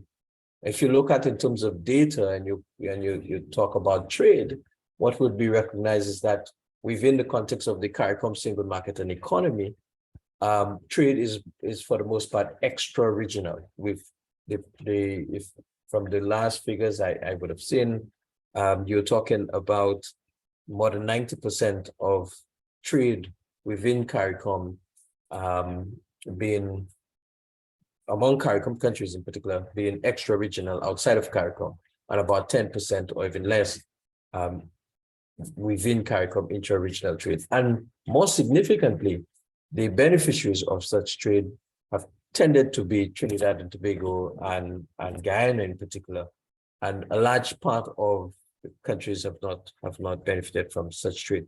So the issue of integration remains one that still has to be addressed in terms of true integration within the context of CARICOM and also within the context of the OECS, which is subgrouping of the broader CARICOM. I also want to highlight too the relevance to in that discourse in terms of the relevance of education advancement, and I noted Dr. Blake's comments in that regard as well. The fundamental cure for poverty is not money, but knowledge. And that is a fundamentally important statement that Sir Arthur Lewis would have made. And in particular, its importance is amplified by the fact that it is engraved on his grave tomb. And it really says a lot. What's the issue here? The issue here, as we look at in particular the current environment, many of the countries, while spending very highly in terms of per capita expenditure on education, and when you compare that with other developing regions, we spend a lot on education. Do we get a lot of output from it? Perhaps not.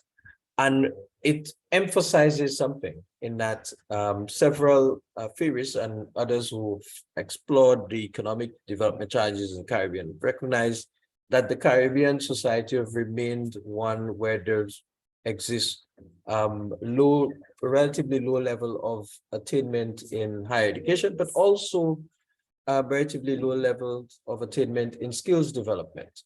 And it therefore speaks to the need for us to address on the education side, the education sector. So I raise those points very quickly because I think these are issues that we need to go back and address. But then what's the question? And the question still remains one that Sir Arthur Lewis would have raised back in 1950 and in 1954 when he presented these models and spoke about the need for industrialization. The question is, how do we in the contemporary period, in the post-COVID-19 period, move towards true industrialization? Because we recognize that for sustainable economic development, to address low economic growth, to address high unemployment issues, to address lack of competitiveness, export competitiveness, because as you know, our share in world merchandise trade have continuously declined since the industrialization era started. How do we address those issues? And to address those issues, we need to address our lack of industrialization. And I raise here the whole question of the critical role of at least three sectors: the agricultural sector, the tourism sector, and of course the education sector. And I raise further the issue of the need for stronger, more effective policy frameworks to address the development of the agricultural sector. And as some of you students would have raised, I think it was the last presentation, the whole importance of technology being added to agriculture, that we're in a technological phase. How do we have policy frameworks domestically and regionally that strengthens that and allow, as theorists and as development practitioners, as those who are on the fourth leg of the relay, to be able to make agriculture more effective as a sector? How do we ensure that tourism as a sector becomes a sector that is more impactful in reducing poverty? There's the talk about tourism in pro-growth, but how does it become more effective in ensuring that it raises the boat of citizens within our region towards becoming more high-income earners, middle to high-income earners, as opposed to just simply reducing poverty levels? And then education sector. How do we ensure that the education sector is responsive to what we're trying to do in agriculture as we industrialize that sector, and what we're trying to do with tourism as we industrialize that sector? what model of education will be sufficient and adequate in propelling economic development and growth in the new period. So not to take more time, I wanted to raise those issues because from where I stand, having once been in the academic field and now being in the policy implementation field as a regional integration specialist in development economies at the OECS Commission, I've recognized that sometimes there is a disconnect in terms of how we advance policy prescriptions for addressing the economic development needs. So it's a question, I suppose, not to be answered today, but it's certainly for us to begin to consider as we continue along that fourth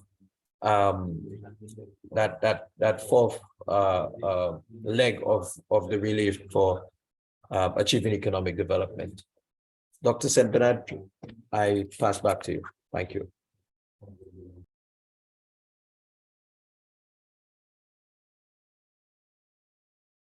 Okay, thank you very much, Dr.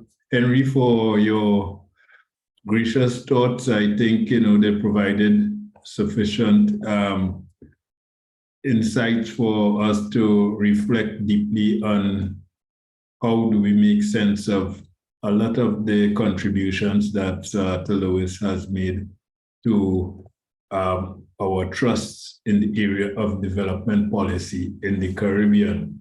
I want to move on now to Dr. Talia Isnad, a woman in whom I am very proud of her achievements. And before I allow Talia or Dr. Isnad, I should say, to make her remarks, I just want to read her bio quickly so that you can have a sense as to who she is and what she does. Dr. Isnad is a senior lecturer and current head chair of the Department of Behavioral Sciences at the University of the West Indies St. Augustine campus in Trinidad and Tobago. Prior to her appointment with the UWI St. Augustine, she served as an assistant professor in the Center of Education for 8 years at the University of Trinidad and Tobago. At the UWI St. Augustine campus, she has taught a range of courses in both quantitative and qualitative research, as well as in development theory and praxis, both at the undergraduate and graduate levels. Administratively, she previously served as Deputy Dean for Undergraduate Student Matters within the Faculty of Social Sciences between 2018-2020, and as Chair of the Faculty of Social Sciences Curriculum Committee 2016-2018. As a researcher, she focuses on issues of women, work, and organizations, particularly within entrepreneurial and educational spheres. Some of her work has been published in the Journal of Motherhood Initiative, Women, Gender, and Families of Color, Journal of Cases in Educational Leadership, Mentoring and Tutoring, Partnership in Learning, and NASPA Journal about Women in Higher Education. She is the lead co-author of Black Women, Academe, and the Tenure Process in the United States and the Caribbean, co-authored with Cobb Roberts, and this publication was She is the co-author for Mentoring as Critically Engaged Praxis, storying the lives of and contributions of Black women administrators, again, co-authored with Cobb Roberts in 2020, and Mentoring and Entrepreneurship, Global Perspectives, Identities, and Complexities, co-authored with Knight in 2020. She is one of the authors of Diversity, Equality, and Inclusion in Caribbean Organizations and Society. Of course, that's co-authored with Stevenson, Persady, and Bisesa, and that's in 2020. And the sole author of Entrepreneurial Women in the Caribbean, Critical Insights and Policy Implications, which she has authored in 2022. She was a recipient of Taiwan Research Fellowship in 2012, Canada CARICOM Fellowship Faculty Leadership Program in 2015 at Brock University and 2018 at Ryerson University.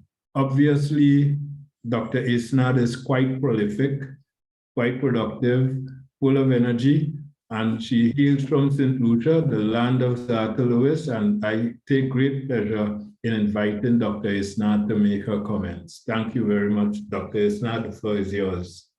Thank you, Dr. St. Bernard. I realized the bio was fully read, but thank you for the graciousness in sharing that with our students who are here with us from the schools and other commentators who are here with us, colleagues from St. Lucia, from Trinidad, and also from the campus. I'm really pleased this morning to be part of this event. Particularly so because Arthur Lewis is very close to my heart, notwithstanding the fact that yes, I am St. Lucian, but his work, his legacy, his influence really resonates with some of the work that I have done. I think quite often Arthur Lewis's work always is, the reference points is on his dual economy model, the issue of unlimited supply of labor. But there's so much depth in the work of Sir Arthur Lewis that I think is oftentimes missed and not taken forward in how we begin to think or rethink what is happening in the Caribbean. And I want to really commend every one of you who presented this morning. I know that the first maybe 75, at least 3/4 of persons who presented this morning really focused on the dual economy. The latter two presentations, I'm very happy to see reference being made here to the issue of landlessness, poverty, rurality. I'm speaking about the social issues of well-being and welfare that came across in the last two presentations. And this is very much rooted in the work of Sir Arthur Lewis. And I wanted to just, as a sociologist, pay attention and just emphasize that a little bit in my comments in reference to what is being presented here today. So I do understand the value and the significance of this dual economy model, but I also want to plug in, first and foremost, that Arthur Lewis was very much a man of his time, as Norman Govan would have shared with us, but also a man ahead of his time. And we need to situate what Sir Arthur Lewis has contributed in terms of the time in which he wrote, the foresight for which he had, but also the context for which Arthur Lewis is writing about. I think that's very critical in understanding what his contributions are, the limitations around what he has argued for, but even the opportunities for scholars to take his work and advance that even more, to present more refined models. And there's no requirement, I think, to revise the entire model, but to take aspects of those models and to dissect it further, to look at the context for which we exist and to perhaps refine it differently with specific aspects and nuances about our societies that really feeds back into the policies and the initiatives that we develop. So if I could take two main things, I think, as a contribution and a comment for today's session. One is that Arthur Lewis was very much aware of the issues around power that affected how Caribbean economies and societies were situated. When we think about Arthur Lewis' experience as a child, and many of you referred to that this afternoon, but I want you to situate that and remember that a lot has been written about his experience as a young Black boy, getting into the space of academia, getting into higher education, going into the UK, into US, into different spaces where his presence was already an issue based on his racial background, his nationality, based on coming from the Caribbean. Let's even bring it to that extent. And remember that his life story is a demonstration of how power could place us differently in positions, in terms of our ability to influence an issue or a phenomenon, a context, or even the economy, or even our societies.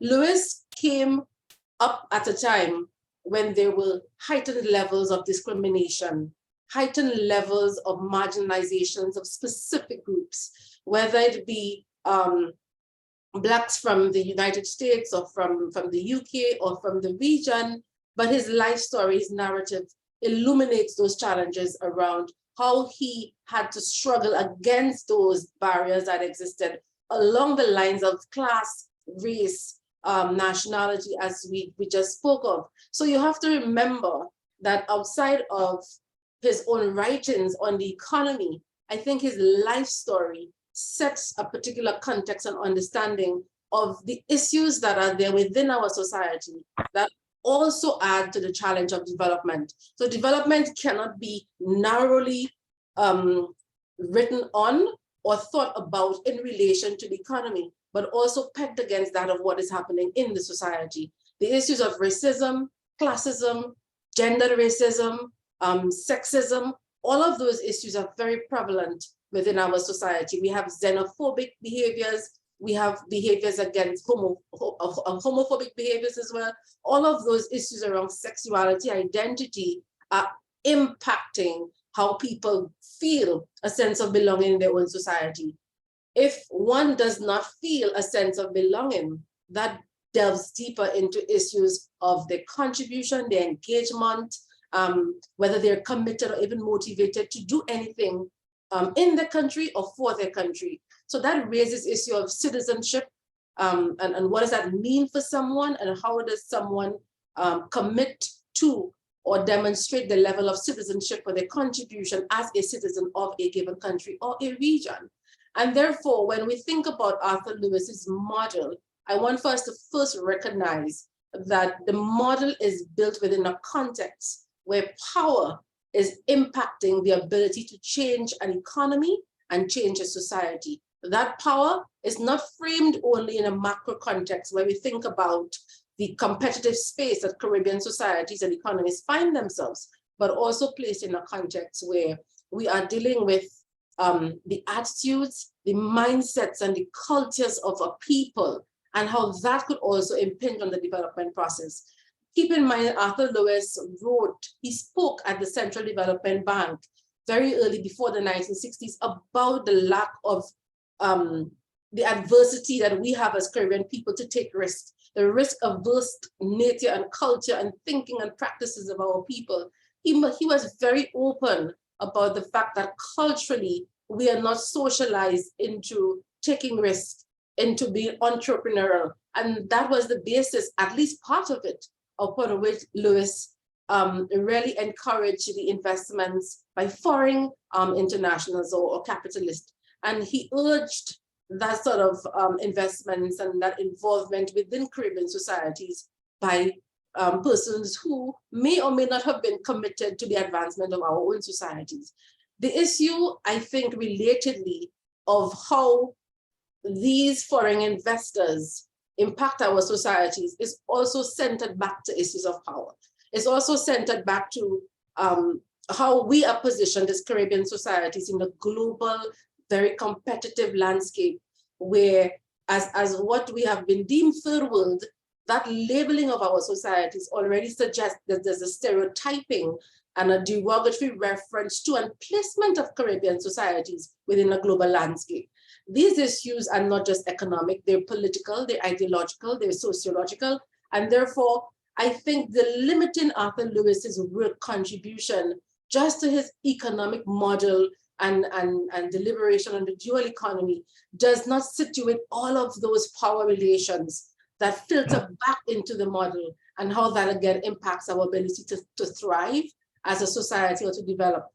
I want you to also recognize that when Arthur Lewis framed this notion of this dual economy and pegged and really spoke about the importance of bringing agriculture and industry together, by no means was he belittling agriculture or trying to superimpose industry on agriculture, but recognizing that we are part of very complex realities and trying to bridge a gap between what is happening in other societies for which he would have observed very well and what is happening in our own societies.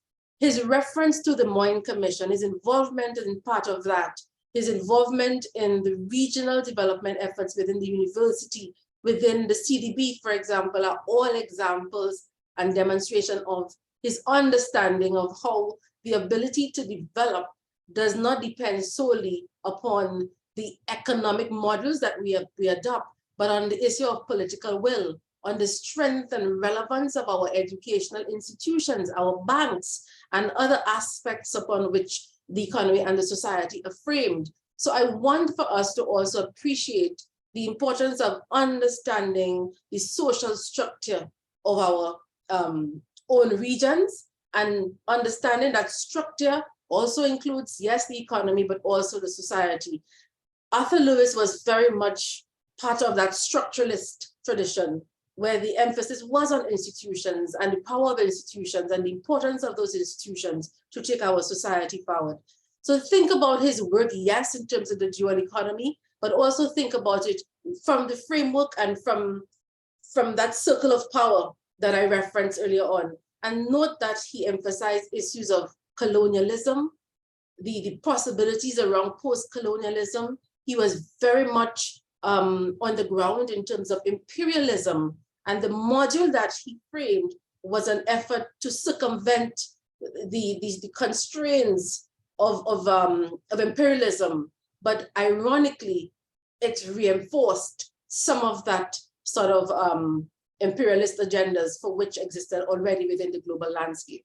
But he was also very much part of the structuralist agenda, which attempted to look at the economy and the society from the perspective of what institutions could do. And when you look at now the module, yes, think about the economy, but also think about institutions and the relevance and the roles of institutions, but also that of communities and also that of individuals within the communities. I'm suggesting that Arthur Lewis's work required a more nuanced, layered understanding, analysis of the different challenges of development that he would have alluded to. And it cannot be reduced solely to an analysis that treats with economic issues and how those economic issues can be addressed through a particular module, but has to now be integrated back to other aspects of the society, the political economy, as you would like to frame it, and also that of the people of the region and how their role, their experiences could also impact the development process. When you look at Arthur Lewis's work and his suggestion about the challenges of entrepreneurship, for example, I want you to also note that those challenges are not only ones framed based on the lack of entrepreneurial capacities and competencies in the region and that of the risk-averse nature of our society, but it's also based on an ideological framing, and let's plug it that way, of development that has persisted for decades. We have continuously been adopting, and it's something that Lloyd Best has spoken quite a bit about while he was alive. It's something that Norman Govan would have addressed also in his work on globalization, but it's that issue of where are we positioned in this development debate? How are we recognizing where we are positioned or why we are positioned in this debate? And I want you to take that back to the issue of power and note that as Caribbean societies, our relevance as a developed or not developed society is always framed within the broader development discourse and agenda that exists. And that discourse does not recognize the very innovative and creative sorts of thinking and alternative economies that have been developed in the Caribbean. And I want you to think, for example, of the susus that are across the Caribbean, Box Hand in Jamaica, and other different ways of naming very cooperative sort of different ways of creating economies that have been developed in the region. These discussions do not emerge in the development discourse, but it's important. And why is it important? Because the very marginalized group who have not been, the groups who have not been included in mainstream economies have found alternative ways of building financial security for themselves and their families, social security, and building alternative livelihoods that have allowed them to thrive and to survive despite the isolation and marginalization in the economy. So I want you, yes, to recognize the value of these modules. I want you to, of this model, sorry, and I want you to recognize the value of mainstream development, but also be aware that Caribbean people are resilient. They have been. There are many alternative livelihoods and models of development have been developed by our own people. These are not in the limelight, but they exist. And these sort of narratives, these realities allow people to thrive and to do well, but they are not in the literature. They are not even taught in our curriculum at the highest level, including that of the university system. And this is part of my own work in highlighting alternative livelihoods, alternative economies, sustainability and resilience of our people. Those are very much central discussions around issues of development. And as a sociologist, it would be very remiss of me if I do not recognize that our people, the centrality of our people, the ability of our people to understand the context in which they're situated, to know that they're experiencing a reality that is not captured within the development discourse, to know that there's persistent levels, as you have said, poverty, and people are migrating in droves. Brain drain continues to be an issue for us. And the question is why? I think we are talking a lot about what must we do, but the question of why are we in the situations we find ourselves, and how does this go back to the society, is not being centrally located in this discussion. And we need now, as we go through this experience of recognizing what development is and what it means for us, to situate, yes, the political discussion, the economy, but also to situate the society, the people, their thinking, the narratives, the experiences, their own realities. What does that mean for the social conditions that they face? And how could the economy really work to benefit that social space, to benefit the people? And I very would like for us not to go ahead or to take away this notion that development is this abstract, very theoretical, idealistic notion that we take and we import, as Lloyd Best has said, and impose on our society and hope that it works. And I will be very honest to tell you and share this with you that I sat in a Lloyd Best lecture, never forgot. And Lloyd Best was not very pleased that the model that Arthur Lewis adopted was imported without recognizing that in some way or the other, it betrayed Caribbean people because it brought something external to our society, in our context, that did not emerge from it, did not come out of the specific conditions from which we were experiencing, and introduced a level of foreignness, international aspect of this onto our people, which deepened for Lloyd Best the issue of imperialism and challenged the independence and sovereignty of post-colonial independent states of the region. So I want to just leave you with this thought that development is very much a social process as it is an economic and political one. And as you think about development, recognize that people must be placed at the center of this development process. Dr. St. Bernard, over to you.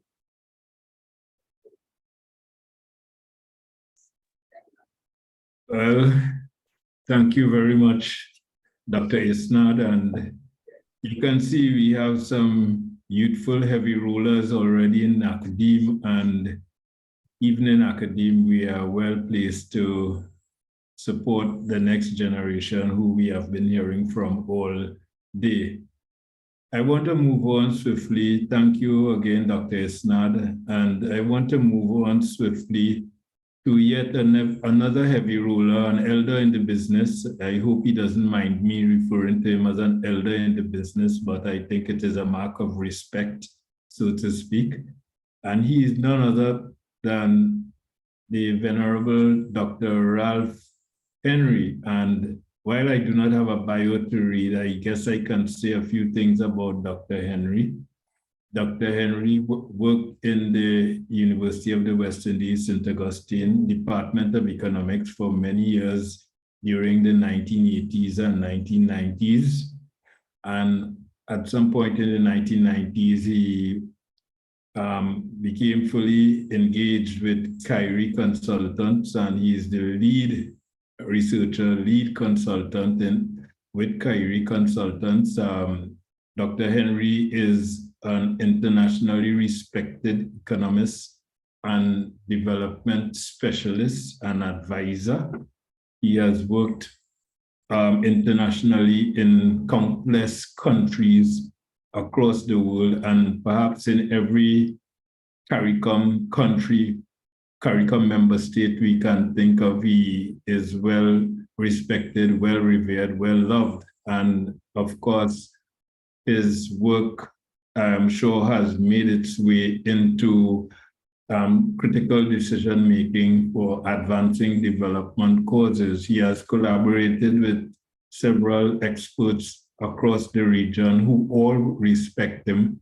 And I think, to hear from him now, bringing his version of insights pertaining to the life and work of Sir Arthur Lewis will indeed be a treat, following up on what we have already heard from Dr. Blake, Dr. Clarence Henry, and Dr. Isnad.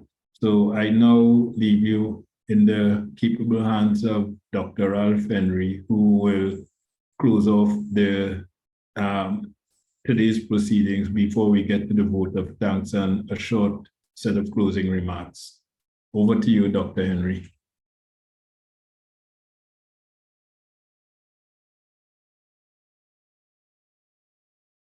Yeah, Mike.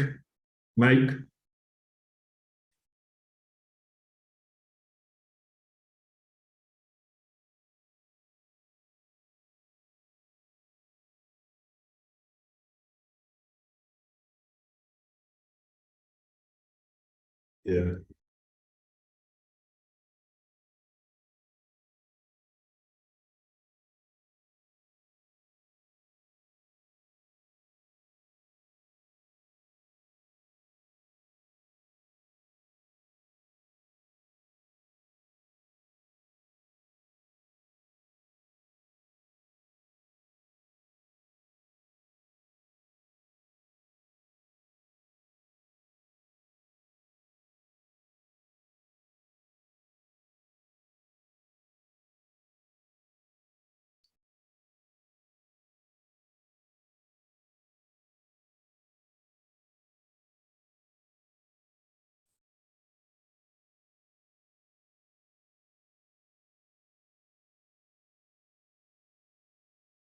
Is it from around?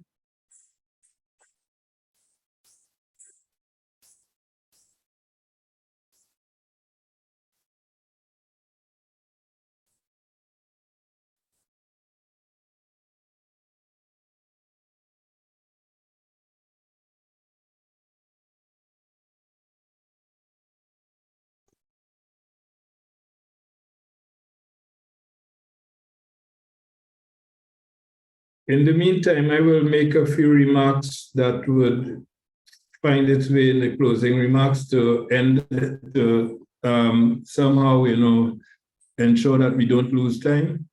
In terms of what I would have said in the closing remarks, I just wanted to make it quite clear that if you go to the chat, you will actually see the advertisement for the event that is going to be hosted by SALISES Regional next I think it's the 1st of February. It's going to be at 5 p.m. Jamaica time, 6 p.m. Eastern Caribbean time. It's a lecture to be held by Dr. Delisle Worrell. He will be giving a Sir Arthur Lewis lecture. I don't have the exact details pertaining to the link for the lecture, but if you go to the website of SALISES Mona or to SALISES Regional, I'm absolutely sure you can find that link and will be able to join the lecture, which will be held on February 1st, 2023. So that's a big SALISES event, also allied to the lifetime and the work of Sir Arthur Lewis, which I will want you to witness. Let me go back now to Dr. Henry to see if he's ready. Dr. Henry, are you ready?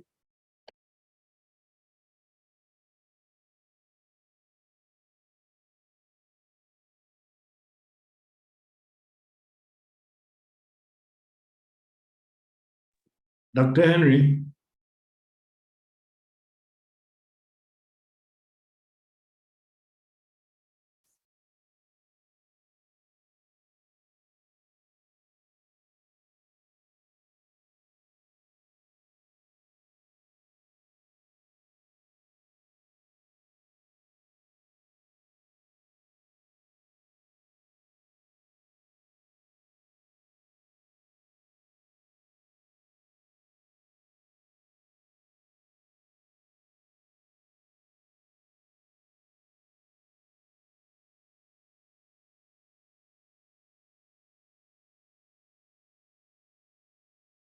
Please unmute your mic, Dr. Sinbernard.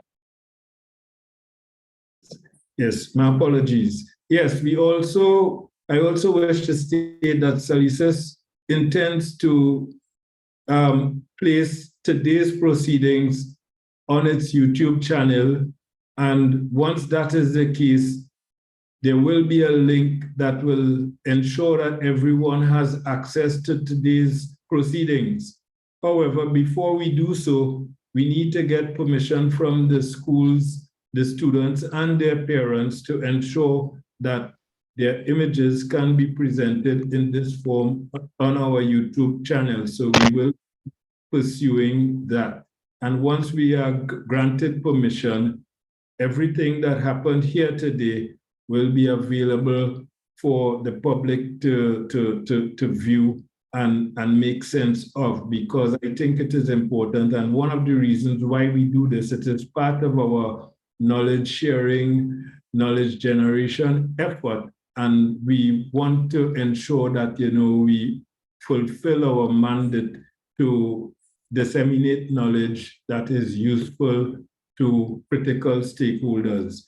And I have to lament the fact that we were unable to really reach out to schools the way we wanted to, because slow process of some of the necessary inputs we needed to field this event. But we are going to make okay, I see it here. That But, all the schools have the materials. Is Dr. Henry ready as yet?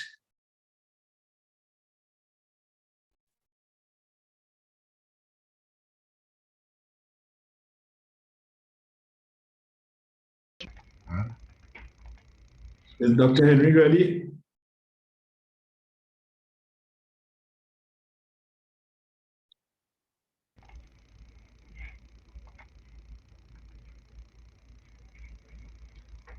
Start video, please.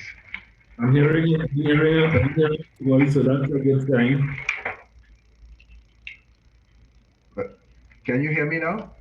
Yes, I can. I'm hearing you. Hello, can you hear me? Yes, I am. Are you All hearing? right, well, at least if even you can't see me, at least you can hear me. Start my video. All right. Yeah, well, I'm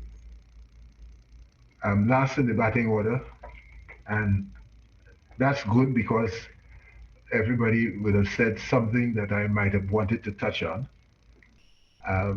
But I am particularly pleased by the presentations, and I feel that the Caribbean is likely to be in better hands than those that followed Lewis in the 1970s and 80s.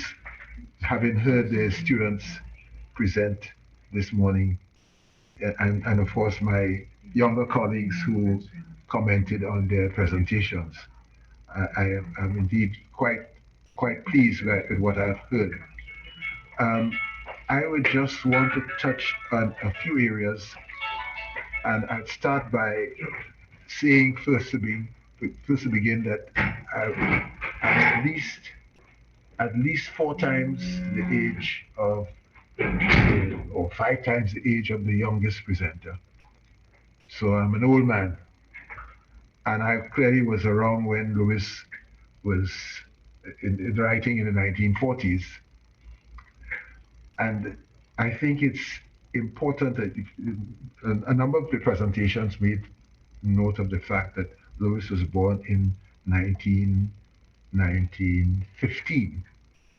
So that when he did his first publication, he would have been in his 20s. And that's his little book, his little, I think the monograph, I can't remember what it was called, but it was Labor in the West Indies.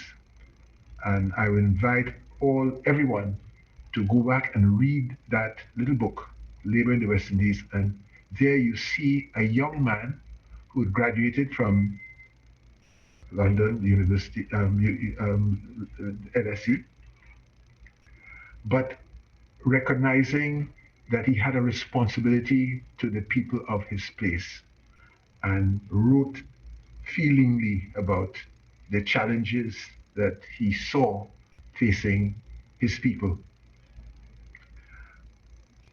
And it was a situation, having surveyed the history of the Caribbean since emancipation, he talked about these islands that were jewels in the British crown, which in 100 years on were in such a parlous state. And in Labor in the West Indies, you see really the root of it all. And almost everything that Lewis did after was focused on addressing that challenge that he saw in the Caribbean, but which he saw across the world as he ventured forth as a development economist looking at other countries. So that the model that he came up with was an extension of what he thought relevant to the Caribbean on a larger world scale. And we don't have time to get into all of that, but I want to touch on a few issues. And the first one, of course, is that sense of responsibility. And listening to these young people in the sixth form of the schools in Trinidad as well as in Guyana, clearly they already have that passion that Lewis displayed in his early 20s, looking at this region and saying that I have a responsibility to write and to recommend what is necessary to transform this place and the people in this place. There's a comment that was made about his adopting, and I recognize the input of Dr. Isenad. And I think really she's attempting to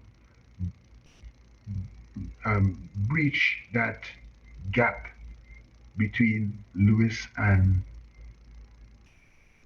the intellectuals who followed him, and in particular Best. And I think we can actually think of them as having a marriage, that whatever you might think of Lewis, maybe introducing foreign capital, encouraging foreign capital, when you look at the fundamentals of his approach, it was, yes, bringing foreign capital, but our people were required to learn the tricks of the trade.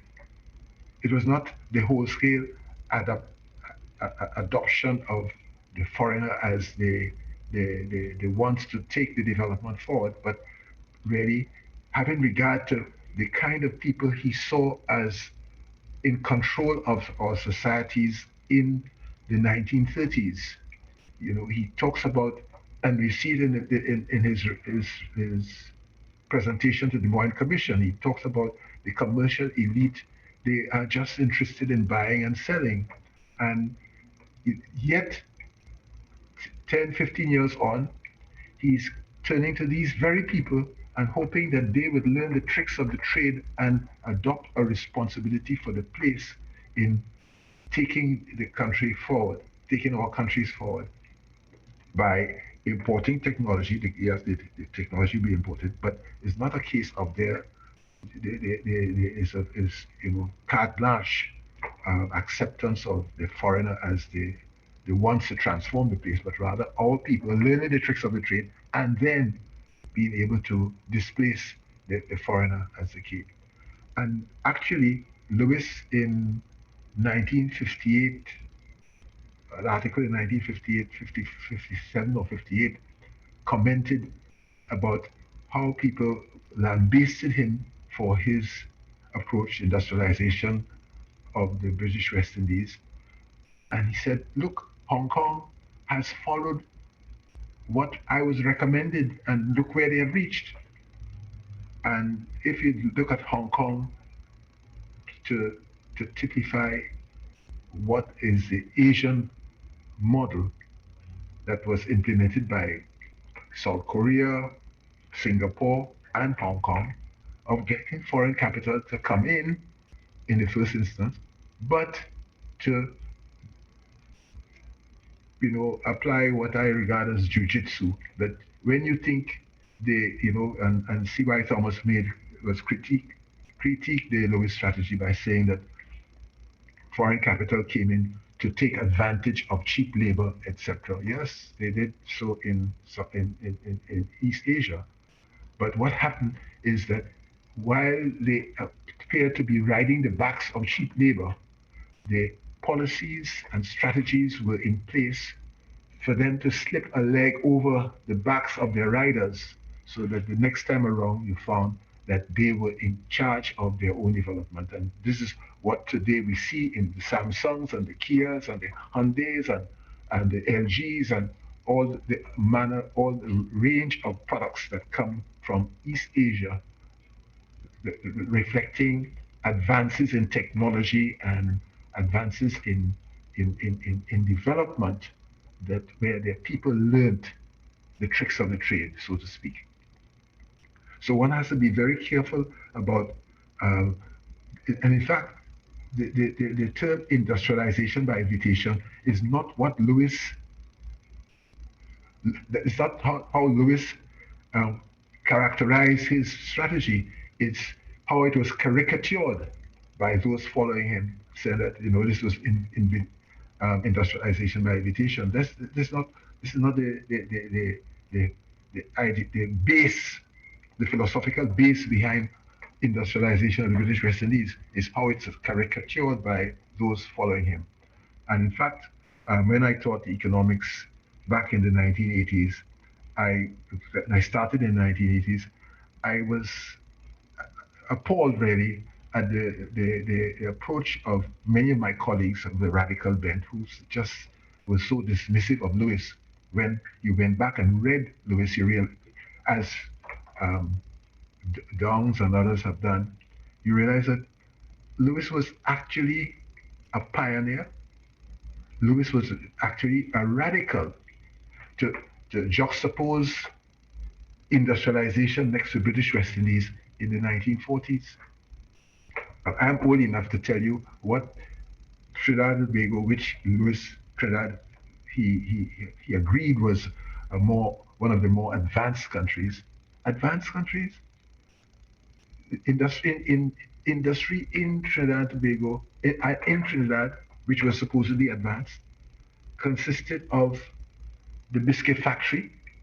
I was a little boy, and in the late 1940s into 1950s, the biscuit factory, which is still there in Mount Lambert, coconut growers, which produce coconut oil, citrus growers subsequently, which processed citrus, and the foundry for the railway, and the sugar factories using St. Madeleine, etc. That was industry. So to juxtapose industrialization next to British West Indies in the 1940s was indeed a radical idea. All right. The other thing that I found quite interesting about the presentations is that everybody talked about the the importance of education and the the eradication of poverty is really about education and human capital. And when you read the other work of Lewis, and in particular his theory of economic growth, he talks about knowledge. And when you read his chapter on knowledge, Lewis should have been given the Nobel Prize even only for that chapter on knowledge. Subsequently, there's a lot of work that has been written on science and technology, etc., all of which can be found and is implicit and implied and in fact expatiated on in Lewis's chapter on knowledge in his theory of economic growth. Another chapter, most important chapter, is institutions and how institutions are critical in crafting. And when we talk about policy and public policy, etc., all of that is there in his chapter on institutions. And there's a Douglas North got the Nobel Prize for his work on institutions. Lewis's chapter on institutions predates North's work. And the point here is that, it's almost like a Bible Lewis wrote, and his work is like a Bible, all right? Now, an important point about institutions is that we have had to change policies, etc., and change industrial strategies over time, and we have not really understood or incorporated the lessons that come from that chapter on institutions. And you see it in our attempts to industrialize, to transform, to diversify. We haven't created the institutional framework to make it happen. And you see it in the collapse of certain sectors. For example, the banana industry in the Eastern Caribbean. We have not created the institutional arrangements to ensure that as we got out of bananas, or that we reduced our export or reliance on banana export, we got into other kinds of agriculture, diversified our agriculture, one, to feed ourselves, but also to have new exports industries. And on this point about agriculture and the role of agriculture, to the extent that Lewis understood the importance of knowledge, agriculture's transformation can only succeed if the people who are in agriculture have the knowledge. Agricultural production is no longer, it cannot be somebody having some primitive tools, a fork, a shovel, etc., and nothing in the head really in terms of technology to be able to transform the agricultural sector. And when you see products that we could have been producing, in the Caribbean that we are now importing, you have to ask yourself, who are the producers of those products, those agricultural products, behind the product that face you? So if you're looking at apples, you're looking at even avocados, Israelis came through the Caribbean in the 1960s and 70s and developed, recognized certain cultivars which they have taken and developed avocado industry, and they export some of the ugliest avocados, but they are in the supermarkets in the UK, based on cultivars that we have had here that we have not developed because we have not created the infrastructure, the institutional arrangements to ensure that this campus here was the Imperial College of Tropical Agriculture. It was established to ensure that the British could train people to deal with export agriculture in the colonies. Whether in Ghana, people came here to do research on cocoa because they were importing cocoa from Ghana and such places, sugarcane and so on. But what kind of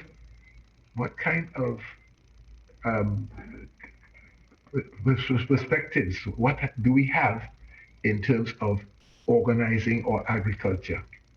And if we don't have the institutional arrangements in place, it won't happen.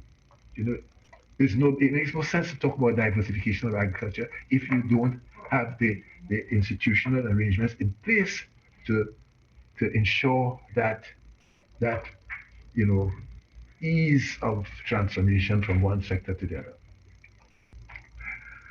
I could go on, but you know, let me say that I am very happy with what I've heard this morning from these students and also from my younger colleagues. And I think if we go back and do a more thorough reading of Lewis, we'll find that there are lots of answers that are still relevant because the Lewis strategy and the Lewis model and the Lewis strategy still is to be implemented in the Caribbean. If you look at Lewis in the most, with a greater humility, you'd see there are many nuggets there that can provide a base for transformation. Thank you. And again, you know, I want to compliment all who have been involved in organizing this, you, Dr. St. Bernard, and also the young teachers and the young people who are in their secondary schools in elsewhere in the Caribbean. Thank you.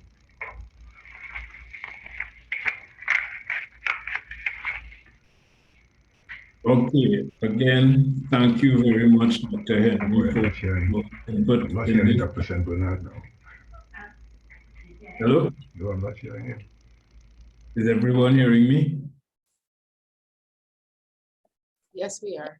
Okay, thank you. So I want to thank Dr. Henry for his input into this, into these proceedings, and they are very well welcome, along with those we heard from the other three commentators, and of course the students.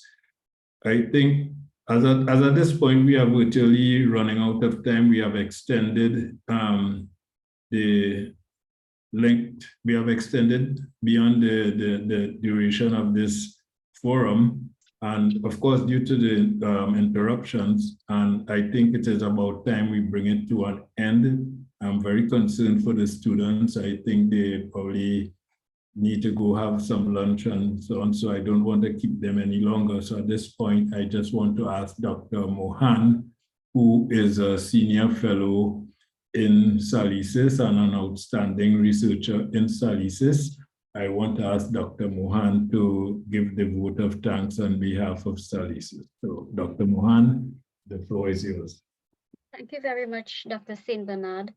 Good afternoon, everyone. I'll be brief, but it has been such an honor to be part of this wonderful event.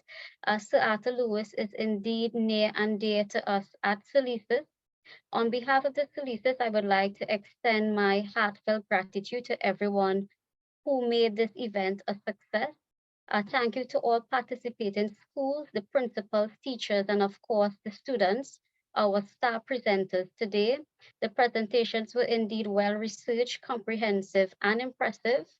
We had participation from Astra Boys College, San Fernando, Astra Girls College, San Fernando, Bishop's Annecy Trinity College, East Trin City, Goodwood Secondary School, Goodwood, Tobago, Naparima Girls High School, San Fernando, Queen's College, Georgetown, Guyana, and Queen's Royal College, Port of Spain, Trinidad. I'd also like to thank our esteemed commentators, Dr. Hyacinth Blake, Dr. Clarence Henry, Dr. Talia Esnad, and Dr. Ralph Henry. And of course, sincere thanks to our UE Marketing and Communications team and the administrative staff at SALISES who handled this event throughout. A special thank you to our director, Dr. Godfrey St. Bernard, for his leadership and guidance in putting together this program and of course chairing this event. Finally, I would like to thank all of you present here today for taking the time to be with us and helping us to make this event a grand success. So thank you to everyone. I wish you a good afternoon and weekend. And I would leave you with a quote on education from Arthur Lewis. Education is the great growth industry of the third world. I now quickly hand you back to Dr. St. Bernard.